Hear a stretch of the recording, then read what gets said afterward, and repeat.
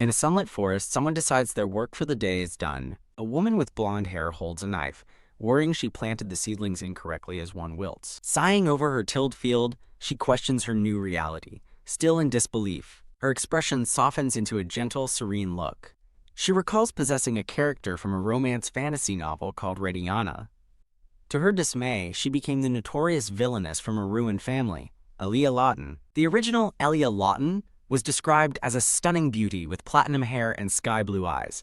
Elia Lawton was a minor character, a mere extra who appeared for only a few pages in the novel. The original Ilia was known for her vicious nature and extravagant lifestyle, which earned her a terrible reputation. Her family went bankrupt from the lavish spending of the Viscount and Elia Lawton herself. As their wealth vanished, the Viscount resorted to gambling to fuel his habits. Drowning in debt, her father abandoned Elia Lawton and fled on his own. Waking in terror, Elia Lawton finds herself in this new, desperate situation. She frantically looks around a dark, unfamiliar room, wondering where she is. An angry mob bangs on the door, demanding Viscount Ed Lawton show himself. A man in the crowd threatens to sell the Viscount's daughter to slavers, and Elia realizes the gravity of her situation. Overwhelmed with panic, her only thought is to escape. Elia Lawton expresses her relief at finding a back door to flee through. She found refuge in a secluded cabin deep in the woods, far from any visitors. Two kind villagers offered her the empty house, and she decided to settle there. Elia stretches, ready to begin her day in her new, rustic life. She collapses onto her bed, exhausted, noting how weak this body is compared to her original one. Looking at her hand, Elia struggles to adapt to the physical limitations of her new form. Feeling weary, she decides to nap before tackling the day's chores. A sudden, loud thud startles Elia from her rest. She bolts upright in bed, alarmed by the unexpected noise from outside. Unable to see from her window, she speculates that something heavy must have fallen nearby. Arming herself with a broom, Elia heads outside to investigate the source of the sound. She spots a disturbing scene. A person in a cloak kicking someone small on the ground. A man in a dark cloak brutally beats a child with dark hair, warning any onlookers to stay away. Horrified, Elia charges forward with her broom, yelling at the man to stop. The man turns, annoyed, and raises a hand crackling with dark energy. As the man unleashes his power, Elia braces for the end, caught in a terrifying blast of light. She opens her eyes, confused and unharmed, as the attack dissipates around her. Her attacker stares in disbelief, shocked that his power failed to work. Elia remains bewildered, holding her broom as she processes what just happened. She glances behind her and sees the small, cowering child she was trying to protect. Realizing his attack failed, the man tells himself to get a grip, while Elia stands protectively before the child. Elia rushes to the child's side, gently asking if he is okay as he trembles. The man stares at his hand in frustration, his dark magic sputtering out. He screams in rage, demanding to know what Elia is as she shields the boy. With a determined glare, Elia prepares to fight, ready to take him on. She decides the crazed attacker needs a good beating for what he's done. With a furious shout, Elia swings her broom with all her might. She successfully knocks the man unconscious, leaving him sprawled on the ground. Elia looks down at her defeated foe, remarking that he wasn't so tough after all. She gives the unconscious man a confirming nudge with her foot, disgusted he would torment a child. Her demeanor softening, Elia gently calls out to the little one she saved. The small boy, finally feeling safe, begins to cry. Elia watches the crying child with a warm, compassionate smile. Elia hugs the child, gently reassuring him that he's safe now as he sniffles into her shoulder.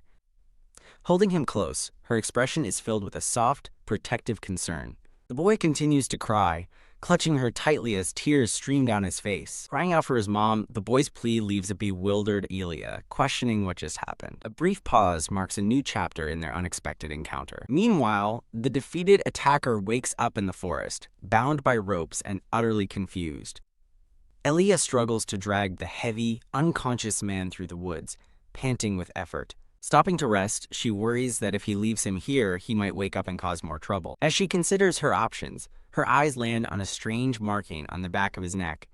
A closer look reveals a complex tattoo of a serpent coiled into an intricate symbol. Dismissing it as none of her business, Elia ultimately decides to leave him and turns away. Back at the cabin, Elia looks around in confusion, wondering where the child has gone. Elia kneels down and gently asks the startled child if he's still scared. She reasons with herself that it's only natural for him to be on guard in a strange new place. Recalling him murmuring "mom" in his sleep, a flustered Elia realizes he was just sleep-talking. A loud growl from her stomach suddenly breaks the quiet tension between them. The unexpected noise makes the boy peek out from his hiding spot, looking surprised and flustered. Seeing his reaction, Elia offers a warm, disarming smile. She shares a meal with him, and he shyly tells her the stew is delicious.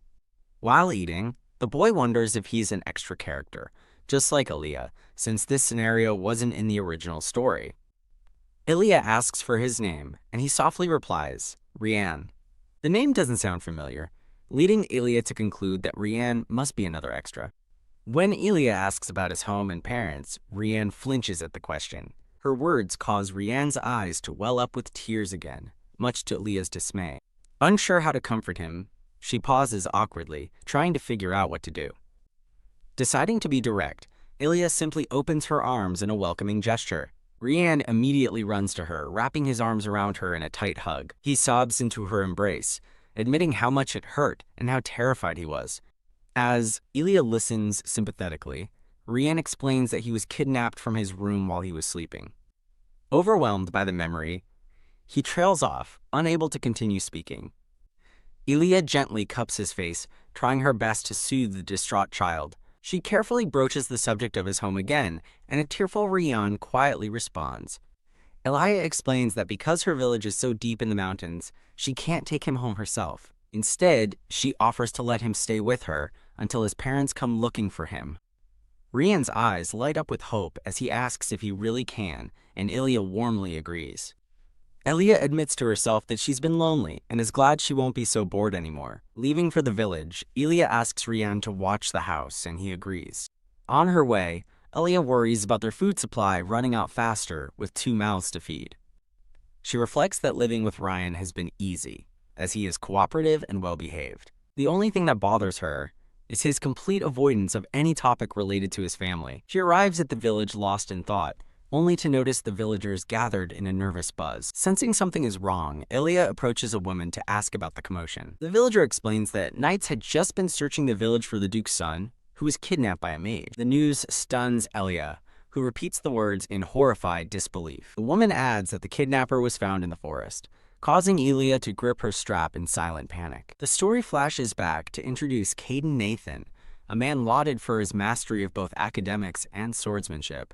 As the new duke, his growing influence and involvement with the female lead, Lydiana Blonde, made Emperor Ivan Ricardo wary. Despite the emperor's increasing interference, Duke Caden remained devoted, willing to do anything for Lydiana. A narrator reflects on a man whose extreme obsession led to crime, dooming him as the, quote, second male lead. With a jolt, Elia's eyes fly open as a voice insistently calls her name. Back in reality, a concerned Deluan stands beside her, asking if she is okay. He suggests they can bake later if she is tired, but Elia reassures him that she's fine. Stroking Deluan's head, Elia explains she just wants to eat soon, and he eagerly agrees. She smiles warmly, asking if it's time to put their creation in the oven. The gentle moment of her hand on his head is suddenly cut short. With a crash, 2 armed figures burst into the room with alarming speed. A knight announces they've found Lord Rian and orders the immediate arrest of his kidnapper, as Elia holds the boy protectively and gasps in shock. A woman with light blue hair offers a chilling, confident smile. With a clatter, a carriage door closes, sealing Elia's fate. Now gagged and bound, Elia listens as Rian tearfully hugs her, insisting she is not a kidnapper. A knight with green hair tells Rian that they have arrived, and it is time for him to leave. Wah! Rian bursts into tears, clinging tightly to Elia and refusing to be separated from her. The knights wonder how she managed to brainwash Rian, while Elia desperately thinks that she didn't do anything. The green-haired knight sighs in resignation, seeing no other option. He orders a bound Elia to exit the carriage, where an entire squad of knights awaits. Looking at her grand surroundings, a gagged Elia wonders if this is the Duke's estate she's only heard of. Before her stands a magnificent and sunlit ducal mansion, radiating wealth and power. Elia and Rian are marched down an opulent hall, surrounded by their nightly escort. As Rian clings to her, Elia is awestruck by the lavish interior, which far surpasses the Viscount's mansion. From behind a grand door, a cold voice commands them to come in. Apprehensively following the knights, Elia thinks that the man's voice already sounds terrifying. Confronting her, the unseen man coldly asks if she is one of the people who kidnapped Rian. The man is revealed, possessing striking black hair with a blue sheen and piercing blood-red eyes. Elia recognizes him with terror as the infamous Duke Caden Nathan. A knight moves to grab Elia, but Rian quickly holds onto her skirt, stopping him. Duke Caden asks why Rian is with her, as the green-haired knight speculates she may have used mind control magic. Duke Caden's gaze intensifies, and Elia trembles, thinking his glare is deadly enough to kill someone. With a knife suddenly at her throat, Duke Caden sneers that her collapsed family must have made her desperate. He leans in close, telling a terrified Elia Lawton that she chose the wrong person to target. Elia wonders in shock how he managed to discover her identity in such a short time. Rian steps forward, nervously insisting that the entire situation is just a misunderstanding. Elia explains that after escaping debt collectors, the man who kidnapped Rian suddenly appeared before her. Duke Caden looks unconvinced, skeptically questioning if the kidnapper's appearance was a mere coincidence. When Elia asks if that is all he has to say in her defense, Duke Caden furiously cuts her off, ordering her to shut her mouth. He finishes his threat with a chilling promise to cut her mouth off himself. Suddenly, Rian reaches up and places a small hand over Duke Caden's mouth. Rian angrily scolds his cruel mouth, telling him not to say such awful things. Duke Caden orders the knight to take Rian away, and the knight nervously obliges. Ugh, why? Rian cries out for Elia as he is unwillingly carried away. Facing Elia again, she defiantly tells the Duke that she didn't do anything, calling him an idiot. Later, Elia sits alone and hungry in a dark cell, chained to a ball and chain. She looks around the dreary dungeon, guessing it's been about half a day since she was imprisoned. Brought before Duke Caden again, Elia insists she knows nothing and asks if he truly believes she was involved, but he dismisses it as another excuse. Slamming her hand down, Elia points out the only reason he hasn't sent her to prison is his lack of solid proof. She correctly deduces that he brought her here to interrogate her and find evidence himself. Duke Caden smirks, admitting that she doesn't seem to be as dumb as the rumors suggested. Despite her sharp reasoning, he gives the cold, final order to lock her up in the dungeon. Elia lets out a weary sigh, exhausted by the sudden turn of events. She worries about Rian, recalling how he sobbed her name as a knight forcibly separated them. The narrative reveals Rian Nathan's true lineage. He is the son of the Duke's late sister, Berka Nathan, and her lover, Liam German. Following the tragic death of his parents, the orphan child, then known as Deliwa Nathan, was taken in by the Duke. Elia reflects on Duke Caden's character from the novel, concluding he was utterly devoted. Suddenly, Elia feels her body grow heavy, sensing the onset of a fever. Her head spins as she feels intensely hot, certain she's developing a fever. She presses a hand to her forehead, her wide eyes reflecting her growing alarm at her condition. A creak announces an attendant opening her cell door, holding a lantern as he tells her to come out. Still feeling feverish, Elia learns from the attendant that Duke Caden has summoned her. A wave of panic hits Elia as she fears the Duke has already decided her punishment. A flashback reveals a frustrated Duke Caden, ordering someone to put Rian to sleep. In a tense confrontation, Rian clings to Elia, as Duke Caden coldly repeats his order for her to put the child to sleep.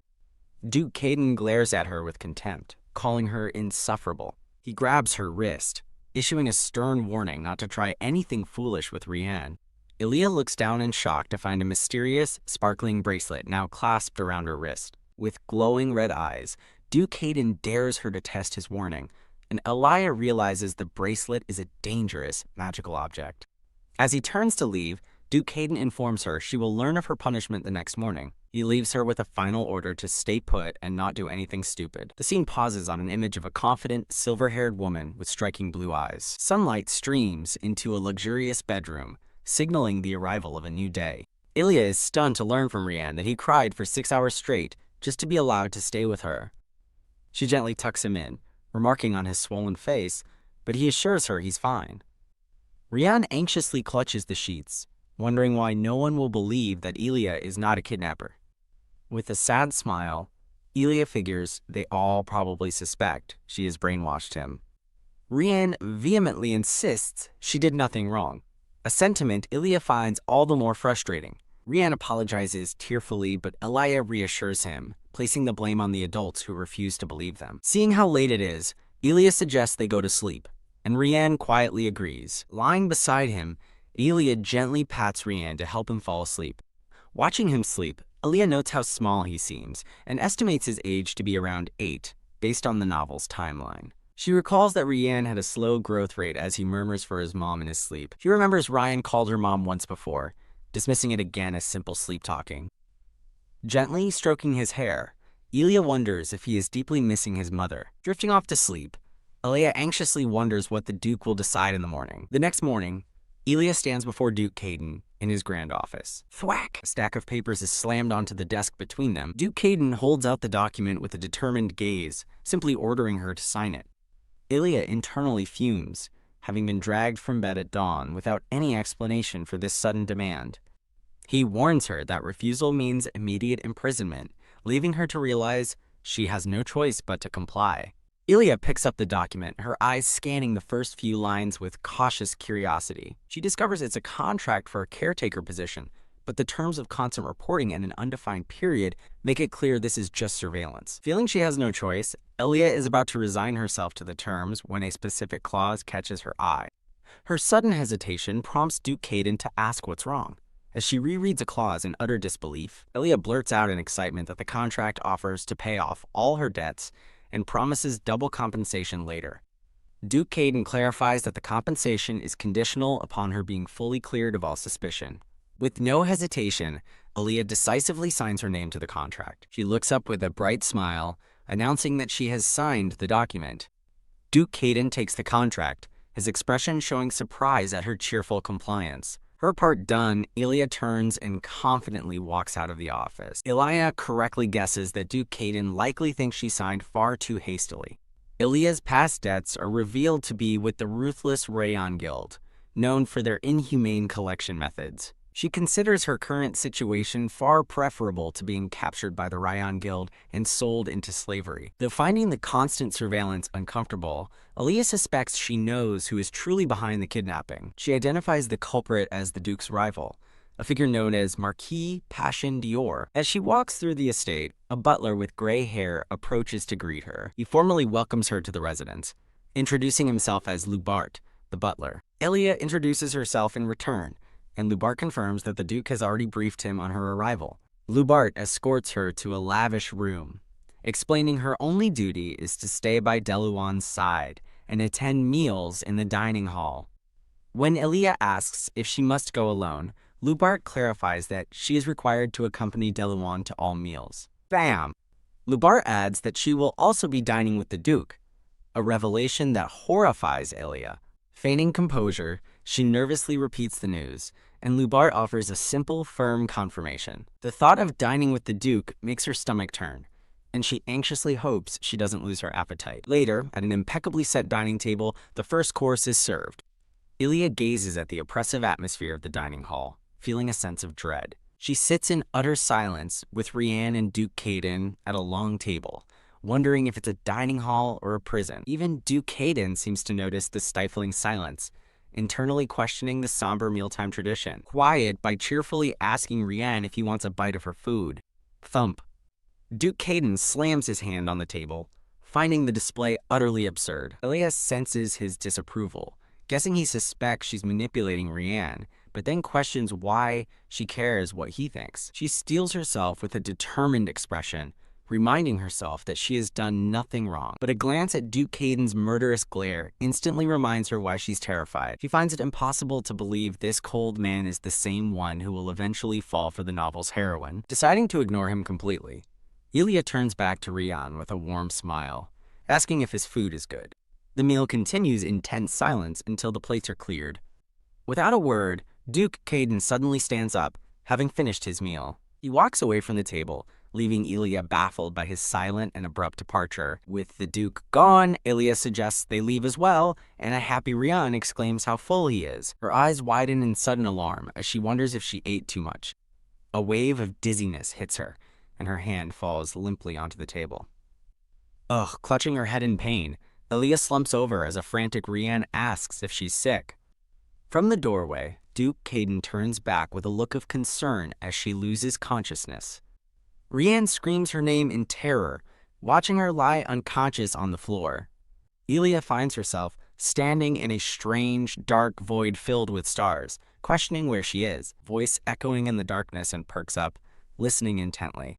A vision materializes before her, and she recognizes one of the figures as the Duke. In the vision, the Duke appears deeply serious as he speaks to a cloaked individual. She strains to listen, but realizes she can't make out any of their words. As the vision unfolds, a stunned Elia realizes she might be witnessing a scene from the original novel. She covers her mouth with a gasp, her eyes wide with a startling realization. The cloaked figure turns, revealing it's her, and with a pained grunt, she jolts awake in her bed. Sitting up, she questions if the bizarre vision was merely a dream, dismissing it as unbelievable. Rianne's tearful voice calls her name, and she sees him, Duke Caden, and Lubart standing by her bed. Wah!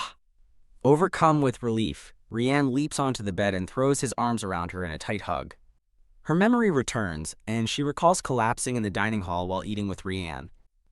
Duke Caden informs her that a day and a half has passed since she lost consciousness. Stunned by how long she was unconscious, Elia can only stare in disbelief as Rianne clings to her. The Duke confirms the duration of her unconsciousness while Rianne stands quietly beside him. She questions the severity of her illness, wondering if it was more than just simple fatigue. A doctor explains she's recovering, but will need to take medicine for a lingering fever, and she gratefully agrees. The doctor reassures Duke Caden that the chances of Elia's illness affecting Deluman are non-existent. Despite the reassurance, the doctor insists on a thorough checkup for Deluan, who is then approached by two maids. Rianne cries that he wants to stay with Elia, prompting her to weakly ask Duke Caden if the checkup can wait. Enraged, Duke Caden demands to know why Rianne isn't being taken, and venomously asks Elia who she thinks she is. The doctor apologizes for the trouble as a tearful Rianne looks on, while Duke Caden seethes with anger. Duke Caden accuses Elia of using a ridiculous trick to win Deluan's affection. Elia feigns ignorance, but Duke Caden smirks, accusing her of pretending not to understand. He berates her as a greedy, cruel person with ulterior motives, and she realizes he's describing the original Elia from the book. Grab? He tightens his grip on her arm, sneering that she can't fool him with an act of coincidence. His eyes glow with fury as he demands she stop pretending to be ignorant about the curse placed on her body. Elia stares up at him, her face a mask of shock and terror at his sudden accusation. The single word echoes in her mind in disbelief. A curse? Defeated, Elia laments that he's rambling nonsense and refuses to believe anything she says. Taking her silence as a confession, Duke Caden declares there's no need to waste any more time. He threatens to throw her in jail regardless of their contract, but she stares back defiantly. Elia warns him that his life of distrust will cause everyone to leave him, shocking him into silence. She continues her chilling prophecy, telling him he will ultimately die alone and lonely. As she finishes her sentence, like a fading light, his hand clenches into a tight, trembling fist. Without another word, Duke Caden turns and storms out of the room, leaving Elia stunned. Elia immediately clutches her blanket in regret, realizing she overreacted and spoke without thinking. She watches as his figure disappears down the hall. Sitting alone in bed, she remains speechless, processing the intense confrontation. She wonders why he didn't argue back, questioning if her words were truly that shocking. Wait. A sudden, startling realization dawns on her. She recalls a scene from the novel where the heroine, Radiana, spoke those exact same words to the Duke. Elia remembers that those words were the catalyst for the Duke's obsession with Radiana. Panicked, she wonders if the Duke is now going to become obsessed with her instead. Duke Caden pauses in the hallway, his thoughts unreadable, as narration confirms Elia Lawton's insignificant role. The scene transitions to a sweeping view of the grand ducal estate at night. Now dressed, Elia ponders the meaning behind the curse the Duke mentioned. She flashes back to saving Deluan from a dark magic user, wondering if that event was the cause. Gazing at her reflection, she questions why the curse would only be manifesting its effects now. She muses on the rumors about the Duke's strength when a sharp pain radiates from her shoulder. A maid enters the room, presenting Elia with the ointment she had requested. Elia thanks the maid, Anne, who explains she brought the ointment Elia asked for before her shower. Just as she takes the ointment, Elia pauses, her gaze fixed on Anne with sudden suspicion. Elia asks Anne about her left ankle, and the maid asks why, her expression wary. Elia points to a dark stain on Anne's ankle, noting that it doesn't look like an injury. Anne nervously dismisses it as a bruise, insisting she will treat it herself and not to worry. She quickly asks to be excused, leaving Elia holding the ointment with a thoughtful expression. Elia watches her leave with a soft, knowing smile. The door clicks shut, leaving Elia alone with her thoughts. Her smile fades as she concludes that something is strange about Anne's nervous fidgeting. The story pauses on an image of a smirking, silver-haired character. A brief interlude shows another character looking on with a supportive expression. The scene shifts back to the sprawling ducal mansion under the dark night sky. The quiet footsteps of a maid are seen walking down a dark corridor. The maid quietly enters the bedroom, approaching the bed where Elia and Rianne are sound asleep. Lying beside a sleeping Rianne, Elia is suddenly roused by a strange noise in the darkness. Her eyes flutter open, and she is startled to see Anne standing quietly in the room. Rustle. Elia sits up, asking what's going on, and a surprised Anne quickly apologizes for the disturbance. Anne explains that she was only trying to replace the candles while they were asleep. Elia looks at her with suspicion, questioning why the candles needed to be changed. Anne explains they always burn special herbal candles for Rianne's frail health, and quickly excuses herself. Thump! The sound of the door closing echoes softly in the room. Elia sits in the quiet room, a feeling of unease settling over her as she thinks something is wrong. She realizes that not only did Anne enter without a sound, but the candle she replaced was almost brand new. Though she tries to dismiss it, she can't shake the nagging feeling that something is deeply suspicious. Deciding she must tell Duke Caden tomorrow, she opens the window to clear her head with some fresh air. Peering outside, she spots a group of riders leaving the estate, wondering if the Duke is heading out for work so late. She watches them disappear into the night, her expression lost in thought. She finds Duke Caden in the hall and asks to speak with him, insisting that it might be important. He simply agrees, opening the door for her to enter his study. Duke Caden stands formally, awaiting her explanation with a stern, unreadable expression. He internally acknowledges her urgency, assuming her business must be of genuine importance. Faced with a tense atmosphere, Aaliyah grows nervous, trying to find the right words to make him listen. She cautiously begins by bringing up the moment he forcefully grabbed her shoulder. Leah explains that his grip left her shoulder completely bruised, forcing her to ask a maid for ointment. In response, Duke Caden silently retrieves something from his coat and holds it out to her. He places a small pot of medicine in her hands, much to her astonishment. Confused by the sudden gesture, she wonders if he's only doing this because she pointed out the bruise he caused. Duke Caden dismisses her chatter, impatiently telling her to get to the point, and she sighs at his cold demeanor. Getting straight to it, Aaliyah reports that she saw a maid acting suspiciously, which piques his interest. She identifies Anne and recounts how she silently entered her room to replace a perfectly new candle. After hearing that Anne looked startled when caught, he dismisses Elia's story as mere suspicion without proof. Elia presses him, asking if the circumstances aren't suspicious enough, but he remains non-committal. Frustrated, Elia points out that his suspicions about her were just as circumstantial, fuming at his hypocrisy. Duke Caden declares that the situation is different now, stating the curse on her body is all the proof he needs. Elia stares back at him, her face a mask of pure, unadulterated shock. He explains the magic is a subjugation spell, a curse of brainwashing, obedience, and enslavement. Utterly defeated, Elia leans against the closed door, overwhelmed by a deep sense of frustration. She concludes it's a waste of time trying to reason with him, wondering if he has chronic trust issues. She despairs over her fate, questioning why she was the one reincarnated into this difficult world. As the sun rises, the scene transitions to a bright new morning. At the breakfast table, a meal sits untouched, the tension palpable.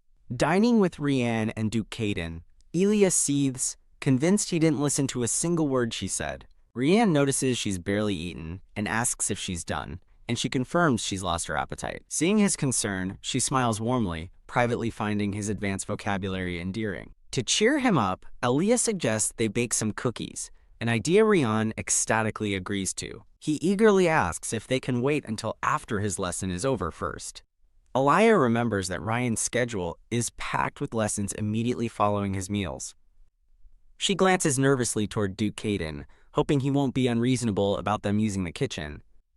To her relief, he simply tells them to do as they please, and she feels a newfound confidence. Aaliyah and a cheering Ryan happily agree to make the cookies together. Later, with a full basket of baked goods, she warns a delighted Rian to be careful not to trip. He happily promises to be careful as he carries the heavy basket down the corridor. Rian turns and asks if she thinks his father will like the cookies, and she reassures him that he will. Looking at his excited face, she admits to herself that she couldn't say no, even if it means facing the Duke again. Rian and Elia arrive at the Duke's study, and he cautiously asks if his father is busy. Inside, Duke Caden looks up from his work as Rian explains they baked cookies and wanted him to try them first. A close-up shows the basket brimming with a variety of freshly baked cookies. Duke Caden coldly rejects the offering, telling them he doesn't want any, and to take them away. Rian pleads for him to try just one, insisting they're delicious, but the Duke sternly repeats, "I said no." He violently shoves the basket away, sending cookies scattering as he tells Rian to get away from him. In the silent, stunned aftermath, the cookies lie scattered on the floor between the father and son. Aaliyah rushes to Rian's side, lamenting that she had a bad feeling about coming to the study. Rian tearfully screams that he hates his father more than anyone in the world, leaving Duke Caden completely shocked. As Rian flees the room, Ilya desperately calls for him to wait. Panicked, Ilya chases after him, horrified that she never expected things to escalate so badly. She finds his door closed and softly asks if she can come in. Realizing he wants to be alone, she correctly guesses how shocked he was by the confrontation. Walking away defeated, she blames herself, wishing she had just let him go to class instead. Elia reflects on the Duke's unprecedentedly shaken expression, annoyed that he should have just eaten a cookie. With a look of quiet resolve, she composes herself. Turning back to the door, she promises to return later and tells a silent Ryan to get some rest. The scene transitions to a peaceful night sky, the full moon shining brightly. Through a window, Ryan is seen sleeping soundly in his bed. A gentle hand brushes the hair from his sleeping face. Elia sits beside his bed, relieved and thinking that he seems to be feeling better now. She fondly recalls Ryan enjoying her pie, imagining a future where they can bake together. A sudden knock at the door startles Elia, who wonders who would visit at such a late hour. A voice summons her to the study, and Elia immediately recognizes it as Anne's. Confused, Elia remembers seeing the Duke leave earlier, and notes that he also missed dinner. The memory of the spilled cookies makes her doubt the Duke would call for her after their earlier conflict. Anne explains that the Duke has just returned and is waiting, urging her to hurry. Elia determines that she cannot refuse a direct summons from the Duke. She rises from her seat beside the sleeping Ryan to answer the call.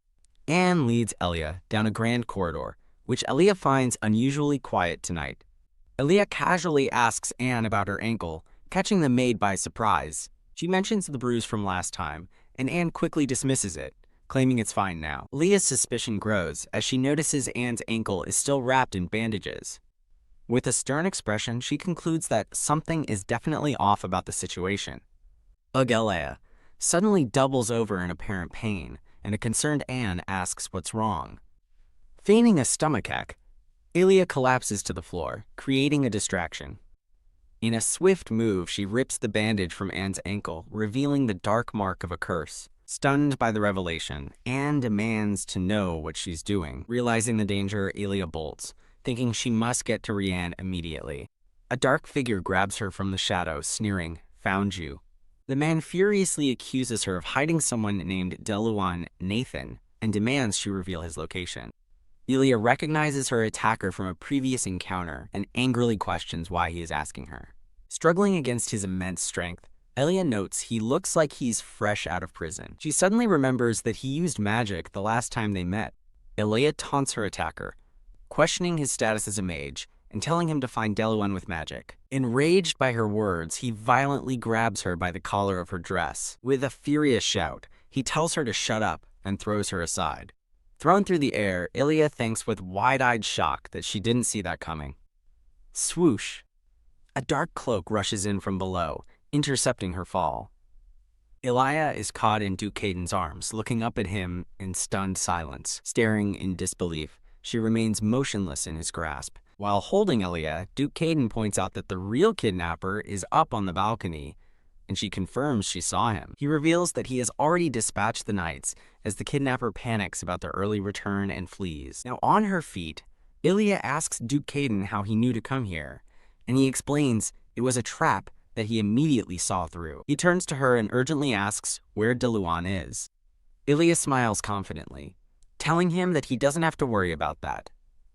Back in the room, Ilya gently wakes a sleeping Rianne, who groggily asks for her. She brings a finger to her lips, quietly signaling for him to be silent.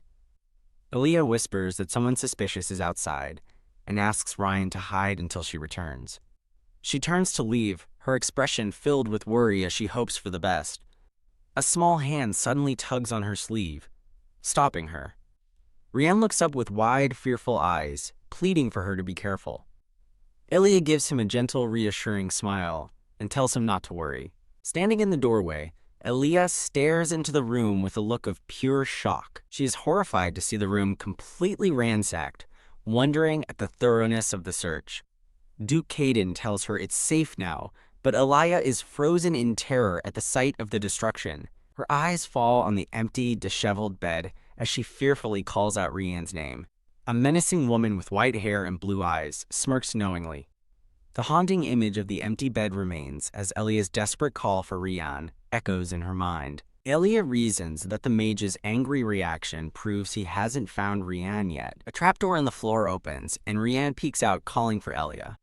Ilya rushes to embrace a crying Rianne, relieved he's safe in a hidden space she didn't know existed. She comforts the sobbing boy, gently telling him that everything is all right now. Rianne thanks Ilya for helping him, explaining that he stayed safe because of her.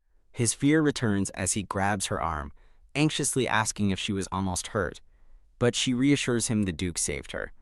Ilya gasps, suddenly realizing that Duke Caden might be injured after catching her fall from the second floor. She quickly approaches him, asking with concern if he was hurt anywhere. Insisting he could have internal injuries, she gets closer to check him, then pauses. She moves to touch his shoulder, intent on checking him for injuries just in case. Realizing how close they've become, she stops short with a quiet, "Oh." Blushing furiously, Ilya panics internally, wondering when they got so close. She quickly jumps back, apologizing profusely and blaming her habit of checking on Deluan for injuries. Duke Caden stares at her with an annoyed expression as she realizes he doesn't seem convinced by her excuse. He calls out the name, Deluan, and the boy who was called Rianne responds, "Yes, father." Duke Caden kneels before his son, asking if he's hurt, but Deluan stoically replies that he is fine. The Duke instructs Deluan to stay with the knights, promising to handle everything, and the boy agrees.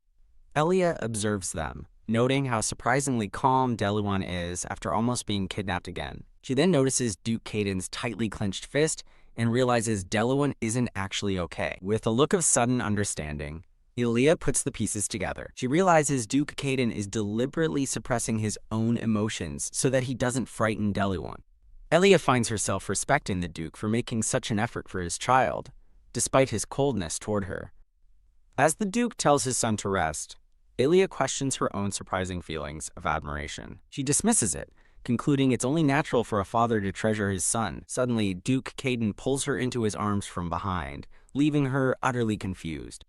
He begins walking away with her in his arms, ordering her to be quiet and come with him. Ilya nervously asks if he plans to interrogate her, while he remarks on her nerve. She narrates that Duke Caden dragged her to a hall where the captured kidnappers were bound and kneeling before a group of knights. A bound and terrified Anne trembles as Duke Caden's voiceover explains the kidnappers share the same curse mark. Ilya winks at Duke Caden, smugly reminding him she knew they were shady as he notes their magical restraints held firm. The captured kidnapper rages that this isn't over, only to be silenced as a dark, shadowy hand seizes his throat. With a violent slam, Duke Caden smashes the kidnapper's face into the marble floor. With glowing red eyes, Duke Caden menacingly asks if he's still running his mouth as blood pools beneath his bound hands.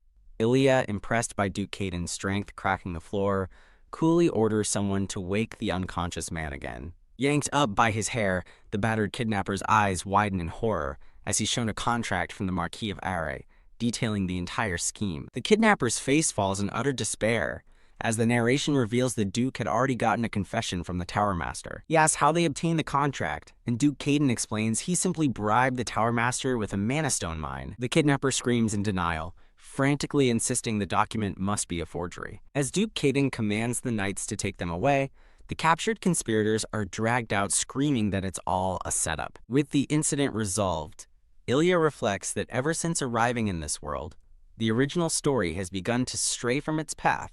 She glances over at Duke Caden, who is standing nearby. Duke Caden looks off to the side with a calm, thoughtful expression. A subtle, confident smirk plays on his lips. He asks why she's staring so insolently, but Ilya cheekily deflects, claiming it's because he's handsome, earning a skeptical thought from him. Ilya asks if she can leave now that things are settled, and Duke Caden grants her permission. She eyes him suspiciously, asking for confirmation that he won't summon her for questioning again. He gives a vague, "we'll see," prompting an annoyed Ilya to demand a straight answer as they part ways. Leaning against a wall in the corridor, Ilya breathes a sigh of relief, glad that she's no longer under his suspicion. Delwyn runs to her with a bright smile, exclaiming her name and telling her he was waiting. Ilya apologizes for the delay and for scaring him, but he hugs her, insisting she did it to save him. Delwyn tells her she shouldn't be the one apologizing. The criminal should be. Wringing his hands, he expresses a hope that his father will someday apologize to her for the misunderstanding. Ilya quietly wonders to herself if such a day will ever actually come. She knows Duke Caden isn't the type to apologize, even when he's proven wrong. Pushing the thought aside with a bright smile, she concludes that sometimes ignorance is bliss. Ilya suggests it's time for bed, and an enthusiastic Delwyn readily agrees. The sun shines brightly on the magnificent ducal estate, signaling a new day. While Ilya enjoys her morning tea, she's approached by an elderly attendant. He formally requests her attendance at the Emperor's birthday banquet as the Duke's partner. As Delwyn plays nearby, Ilya outwardly agrees, while internally feeling there's nothing she can't handle. Suddenly, her eyes widen in shock as a critical memory surfaces. She recalls the original story, where the Duke first meets the heroine, Radiana, at that very banquet. The phrase, "the Emperor's birthday banquet," echoes in her mind with sudden importance. The image of the Duke and Radiana dancing together flashes through her thoughts again. Ilya realizes attending the banquet is a perfect opportunity to see if the main story is still on track. Delwyn asks if she's going with his father, and Ilya confirms that she probably is. Sipping her tea, she privately wonders if Duke Caden will truly let her leave the estate that easily. Then, it's decided. He stands with a neutral expression, having made up his mind. Delwyn's eyes sparkle with pure, unadulterated joy at the news. Preparations begin as a beautiful blue gown and sparkling jewelry are laid out. Dressed in a magnificent gown, Ilya is told by a breathless Delwyn that she looks beautiful. Delwyn runs to her side, showering her with compliments as a maid agrees on the stunning result, making Ilya laugh. Duke Caden's arrival is announced, and he enters the room as an attendant bows. He stops in his tracks, his expression frozen for a moment as he sees Ilya in her gown. Ilya turns to him with a brilliant, confident smile, fully ready for the evening. As she prompts him, Duke Caden snaps out of his momentary daze and tells her to come out when she's ready. Delwyn tugs on Ilya's dress as she absent-mindedly calls him Rian. Delwyn eagerly asks to go watch them leave, as Ilya internally notes his lingering anger toward the Duke. Duke Caden calls Delwyn's name, startling the boy, who quickly answers him. Kneeling before his son, Duke Caden offers a bag of broken cookies, apologizing for breaking the ones Delwyn made. Delwyn hesitantly accepts the peace offering, thanking his father as the Duke hopes they still taste good. Ilya watches the touching reconciliation with a warm, relieved smile, glad her worries were for nothing. With a clatter, a grand carriage awaits to take them to the Imperial Palace. Inside the carriage, Ilya stands awkwardly, while Duke Caden ignores her, engrossed in a book. Ilya sits opposite him, surprised that he's been working non-stop for the entire journey. As an attendant announces their arrival at the Imperial Palace, a relieved Ilya is glad the tense ride is over. Duke Caden extends a gloved hand, offering to help Ilya descend from the carriage. Taking his hand, Ilya looks at him with a sudden, thoughtful realization. Duke Caden cuts a dashing and imposing figure in his formal attire. As they ascend the grand staircase, Ilya reminds herself that she is his partner in name only. An announcer formally presents the entrance of Duke Caden Nathan and his partner. Ilya gasps, startled by the sudden weight of the moment. She freezes, facing a sea of shadowy figures whose glowing eyes are all fixed upon her. Feeling the pressure of countless judgmental eyes, Ilya is comforted when Duke Caden reassures her to ignore their meaningless gazes. As he holds her hand, Elia reflects that the Duke's once terrifying eyes no longer frighten her. Now, she finds that his intense gaze strangely puts her at ease. A man with long, silver hair confidently approaches the couple. Marquise Passion Dior greets Duke Caden with a sly, knowing smile. Marquise Dior acknowledges Duke Caden before pointedly asking about the identity of his partner. Duke Caden glares, remarking that Marquis Dior seems quite curious about his affairs. Marquise Dior smoothly denies any ulterior motive, claiming he was simply intrigued. With a piercing gaze, he thinks to himself that they seem oddly familiar.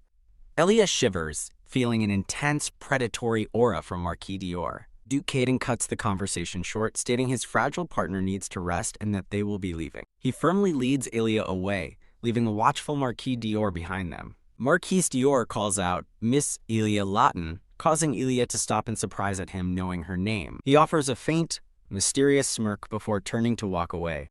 On a balcony, Duke Caden dismisses her fears, while Elia insists she's just unused to banquets.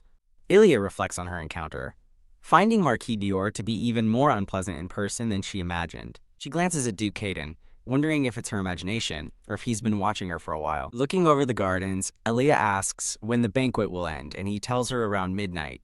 Duke Caden states he won't be staying that long, and Elia asks if it's all right to leave early. He confirms he doesn't mind, as she realizes the Emperor will likely depart after the gift ceremony. A woman with pink hair appears on the balcony behind them, mistakenly entering the wrong room. She apologizes as Elia's eyes widen in sudden, shocked recognition. Elia springs into action, urgently calling for the woman to wait. She quickly grabs the woman's arm, preventing her from leaving. The pink-haired woman turns, looking surprised to have been stopped so suddenly.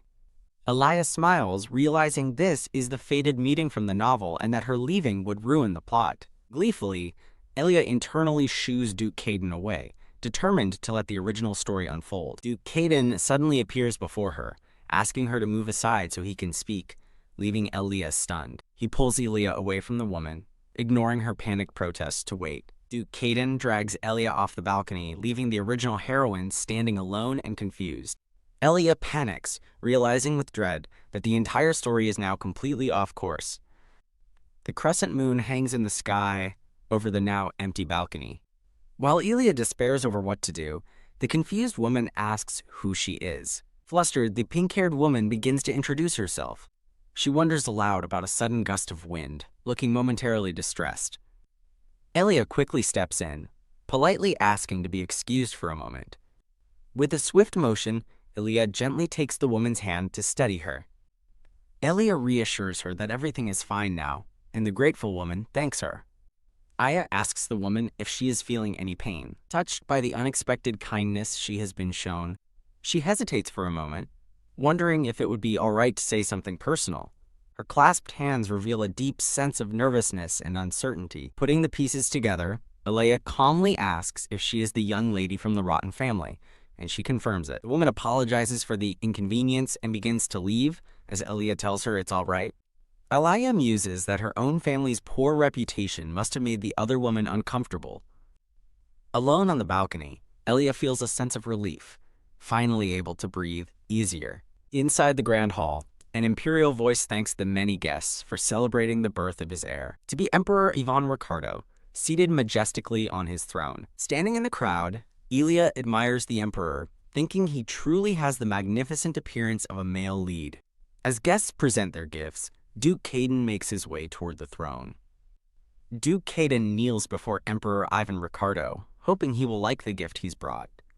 Elia watches intently, realizing that the Duke's offering is exactly as described in the original novel. The gift is revealed to be a sacred sword, infused with the power of a god named Physician, an unusual item found in an ancient temple. An ominous image reveals Physician was a forgotten god of darkness, who governed death and curses. Elia marvels that Duke Caden managed to acquire such a rare and powerful artifact. Emperor Ivan Ricardo smiles with satisfaction, declaring it a wonderful gift.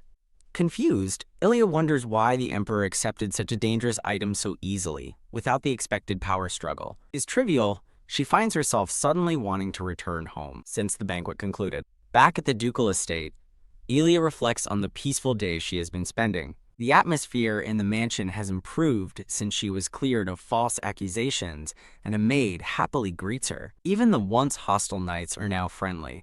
Two of them introduce themselves as Richard Daimang and Jade Odin. There is one notable change, however, as the sound of small, running feet echoes down the hall. Diluan runs eagerly through the corridor with a bright, happy expression.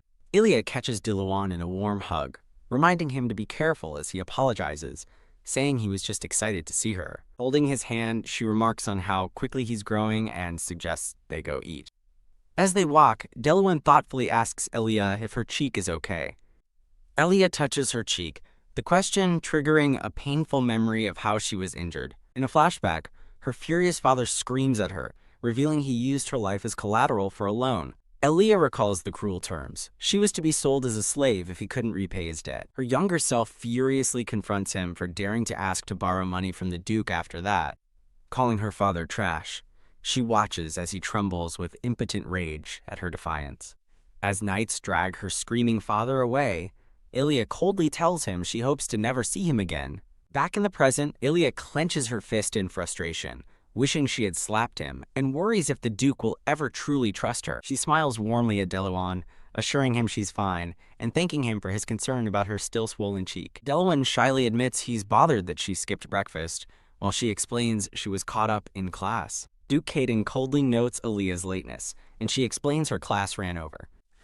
Elia senses that while his voice is still cold, something about his demeanor has softened. Later, Ilia is stunned to find her room filled with dozens of sacks of herbs, a gift from the Duke.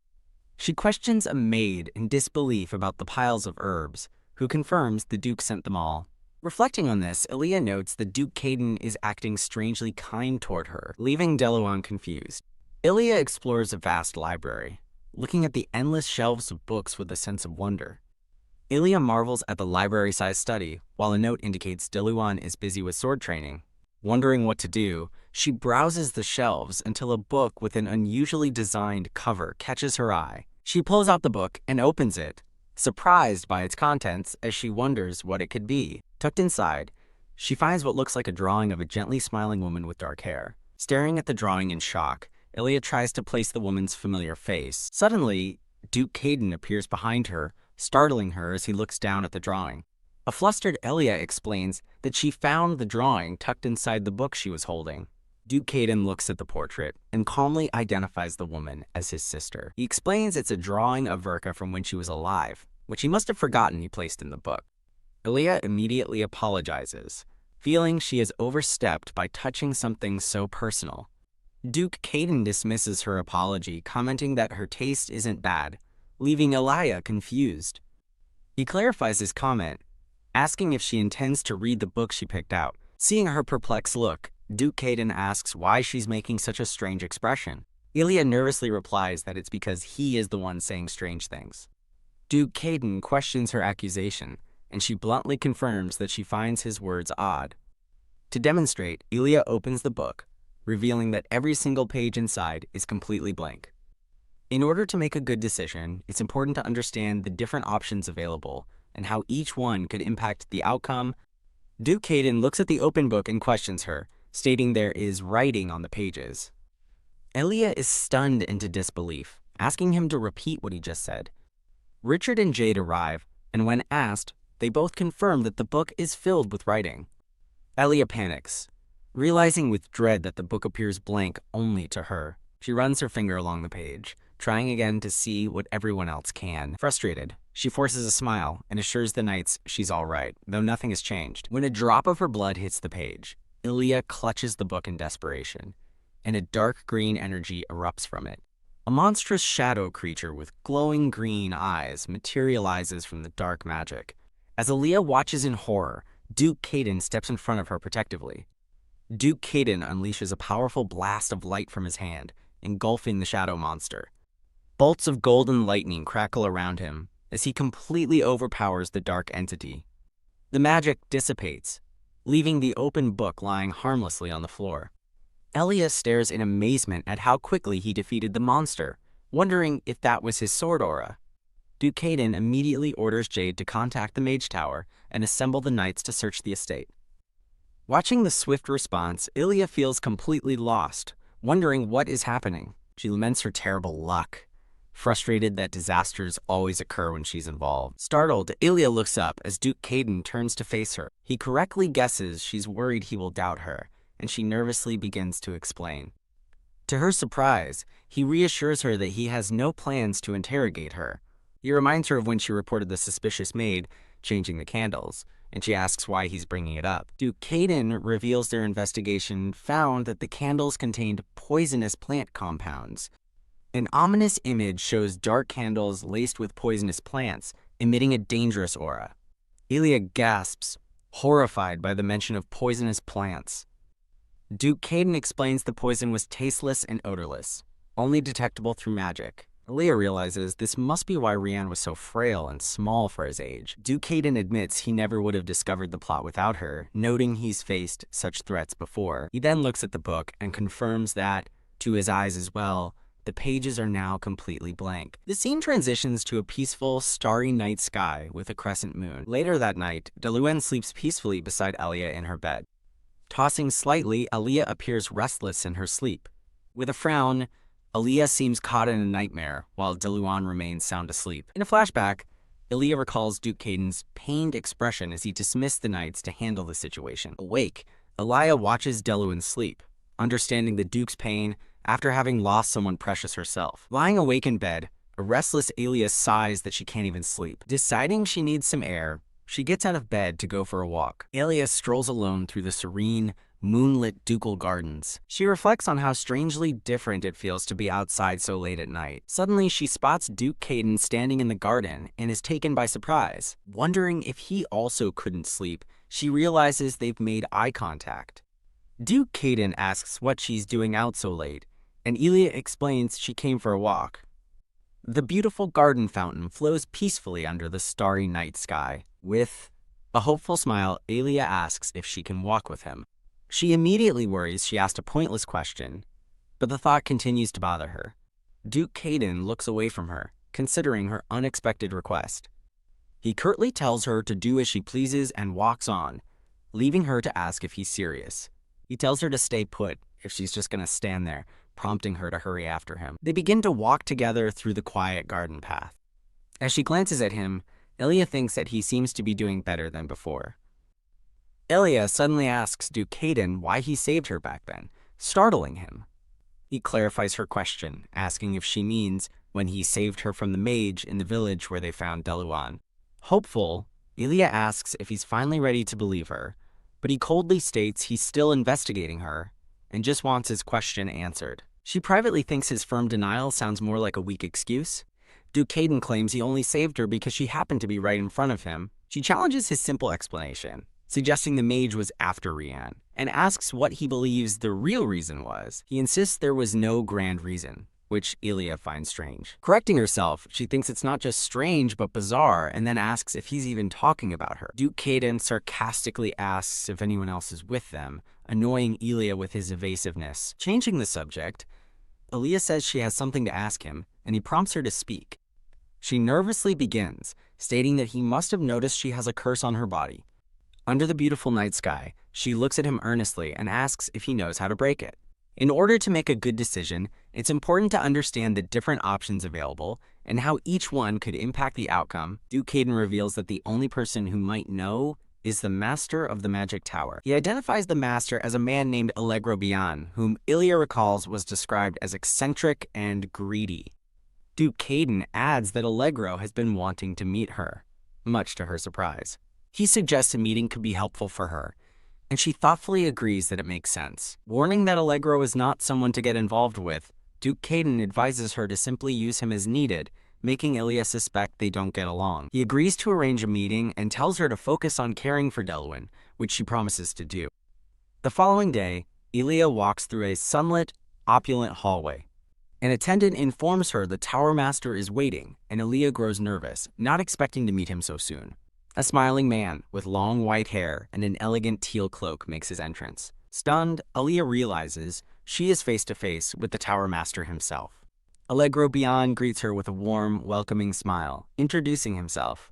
He approaches her gracefully, stating that he has heard a great deal about her from the Duke, Feeling her position is awkward, Ilya thinks their roles seem reversed, given her ambiguous status. Allegro expresses his frustration at having wanted to meet her for some time but being unable to find an opportunity. He suddenly beams with excitement, which Ilya finds rather ominous. He reaches for a teacup while asking if she feels anything strange. Confused by his question, Ilya asks him what he means. Allegro elaborates, asking if his presence makes her feel uneasy, like trembling in fear or struggling to breathe. Ilya confirms she feels nothing in particular, and he thoughtfully considers her response. Allegro remarks that, while he had heard about her situation, he hadn't expected it to be so extreme. Puzzled, Ilya asks what the Duke could have possibly told him to provoke such a reaction. Allegro grins mischievously, asking if the Duke told him she read a magically cursed book without any issues. Allegro tells Ilya she must know why he wanted to meet, and casually asks her to call him by his first name. Ilya formally addresses him as Bien, prompting a disappointed sigh from Allegro, who finds her too rigid. He leans forward with a sly smile, coaxing her to say his name just once. Sensing a trick, Ilya cautiously asks if something would happen if she said his name. Impressed, Allegro compliments her for being sharper than he expected. He gets straight to the point, confirming her desire to break the curse, and she says yes. Allegro dismisses her concern, revealing the curse has already lost its effect on her. He holds out his hand, which begins to glow with a bright blue magical aura. As Ilya watches, he explains that it seems even his magic doesn't work on her body. Shocked, she asks how it's possible for his powerful magic to have no effect on her. He confirms it's true with a sigh, calling her situation quite the disappointment. Getting uncomfortably close, he startles Ilya, who asks him to step back. He apologizes for his curiosity. Ilya glares at him, clearly annoyed by his invasive behavior. She expresses her own disappointment, having hoped the Tower Master could break her curse, but Allegro just smiles. His smile turns into a menacing, knowing grin as she trails off. Deciding to be honest, Allegro explains that she must have noticed magic doesn't affect her well. He reveals the shocking reason. Her body contains no mana whatsoever. An explanation shows mana is generated from the heart, and even newborn babies possess a small amount. The terrifying implication follows. If a person has no mana, they must be dead. A dark, faceless silhouette of Ilya appears, representing her unnatural, manaless state. Clutching her chest, she panics, insisting that she is alive and breathing just fine. Snap Allegro gets an idea, a mischievous spark in his eyes. He leans forward with a sinister smile and makes a suggestion. She should become his test subject. Stunned, Ilya can only clasp her hands in her lap as he asks if his proposal sounds bad. He reassures her with a gentle smile that while her appearance might change, he'll minimize the damage. Ilya recoils in horror, thinking he must be completely insane. She vehemently refuses to be anyone's test subject, but he simply calls her heartless. Allegro makes a counteroffer. If she agrees, he will not only remove the curse, but also implant mana into her body. Ilya questions his offer, reminding him he just said magic is ineffective, but he claims to have one last trick. His final solution is revealed. A massive explosion of power from an overwhelming number of mana stones. He explains that by filling the entire room with mana stones, the implantation might just be possible. As his hand reaches toward a stunned Ilya, she looks up in alarm. Just then, Duke Caden appears and firmly grabs Allegro's wrist, stopping him. Duke Caden glares furiously, reminding Allegro that he was warned not to pull any tricks. He violently shoves Allegro away, who yelps in surprise as he is thrown backward. Ugh. Allegro stumbles back from the force of the shove as Ilya wonders where the Duke came from. Leaning back casually, Allegro mocks Duke Caden's anger, revealing he was watching the entire time. Ilya looks between them in surprise, realizing the Duke was present all along as he coolly questions Allegro's claim. As Allegro is about to call him a stalker, Duke Caden swiftly covers his mouth. With menacing red eyes, Duke Caden silences him and orders him to leave immediately. A frustrated Allegro storms out, muttering curses about the mana stones he was going to use. Ilya asks Duke Caden if he was really watching, but he dismisses it, claiming he just happened to pass by. Finding his excuse highly suspicious, she watches as he slides a document across the table. She gasps in surprise, recognizing the contract she signed previously. Her hands hold the familiar document, with her own signature clearly visible at the bottom. Duke Caden sits across from her and curtly orders her to write down exactly what he says. Confused by the sudden command, Ilya holds a pen and asks what she should write. He directs her to a specific clause, and she realizes with dread which part of the contract he means. She anxiously asks if he plans to change the compensation terms, hoping he wouldn't be so stingy. Duke Caden confirms the compensation will be cut in half, leaving Ilya utterly speechless.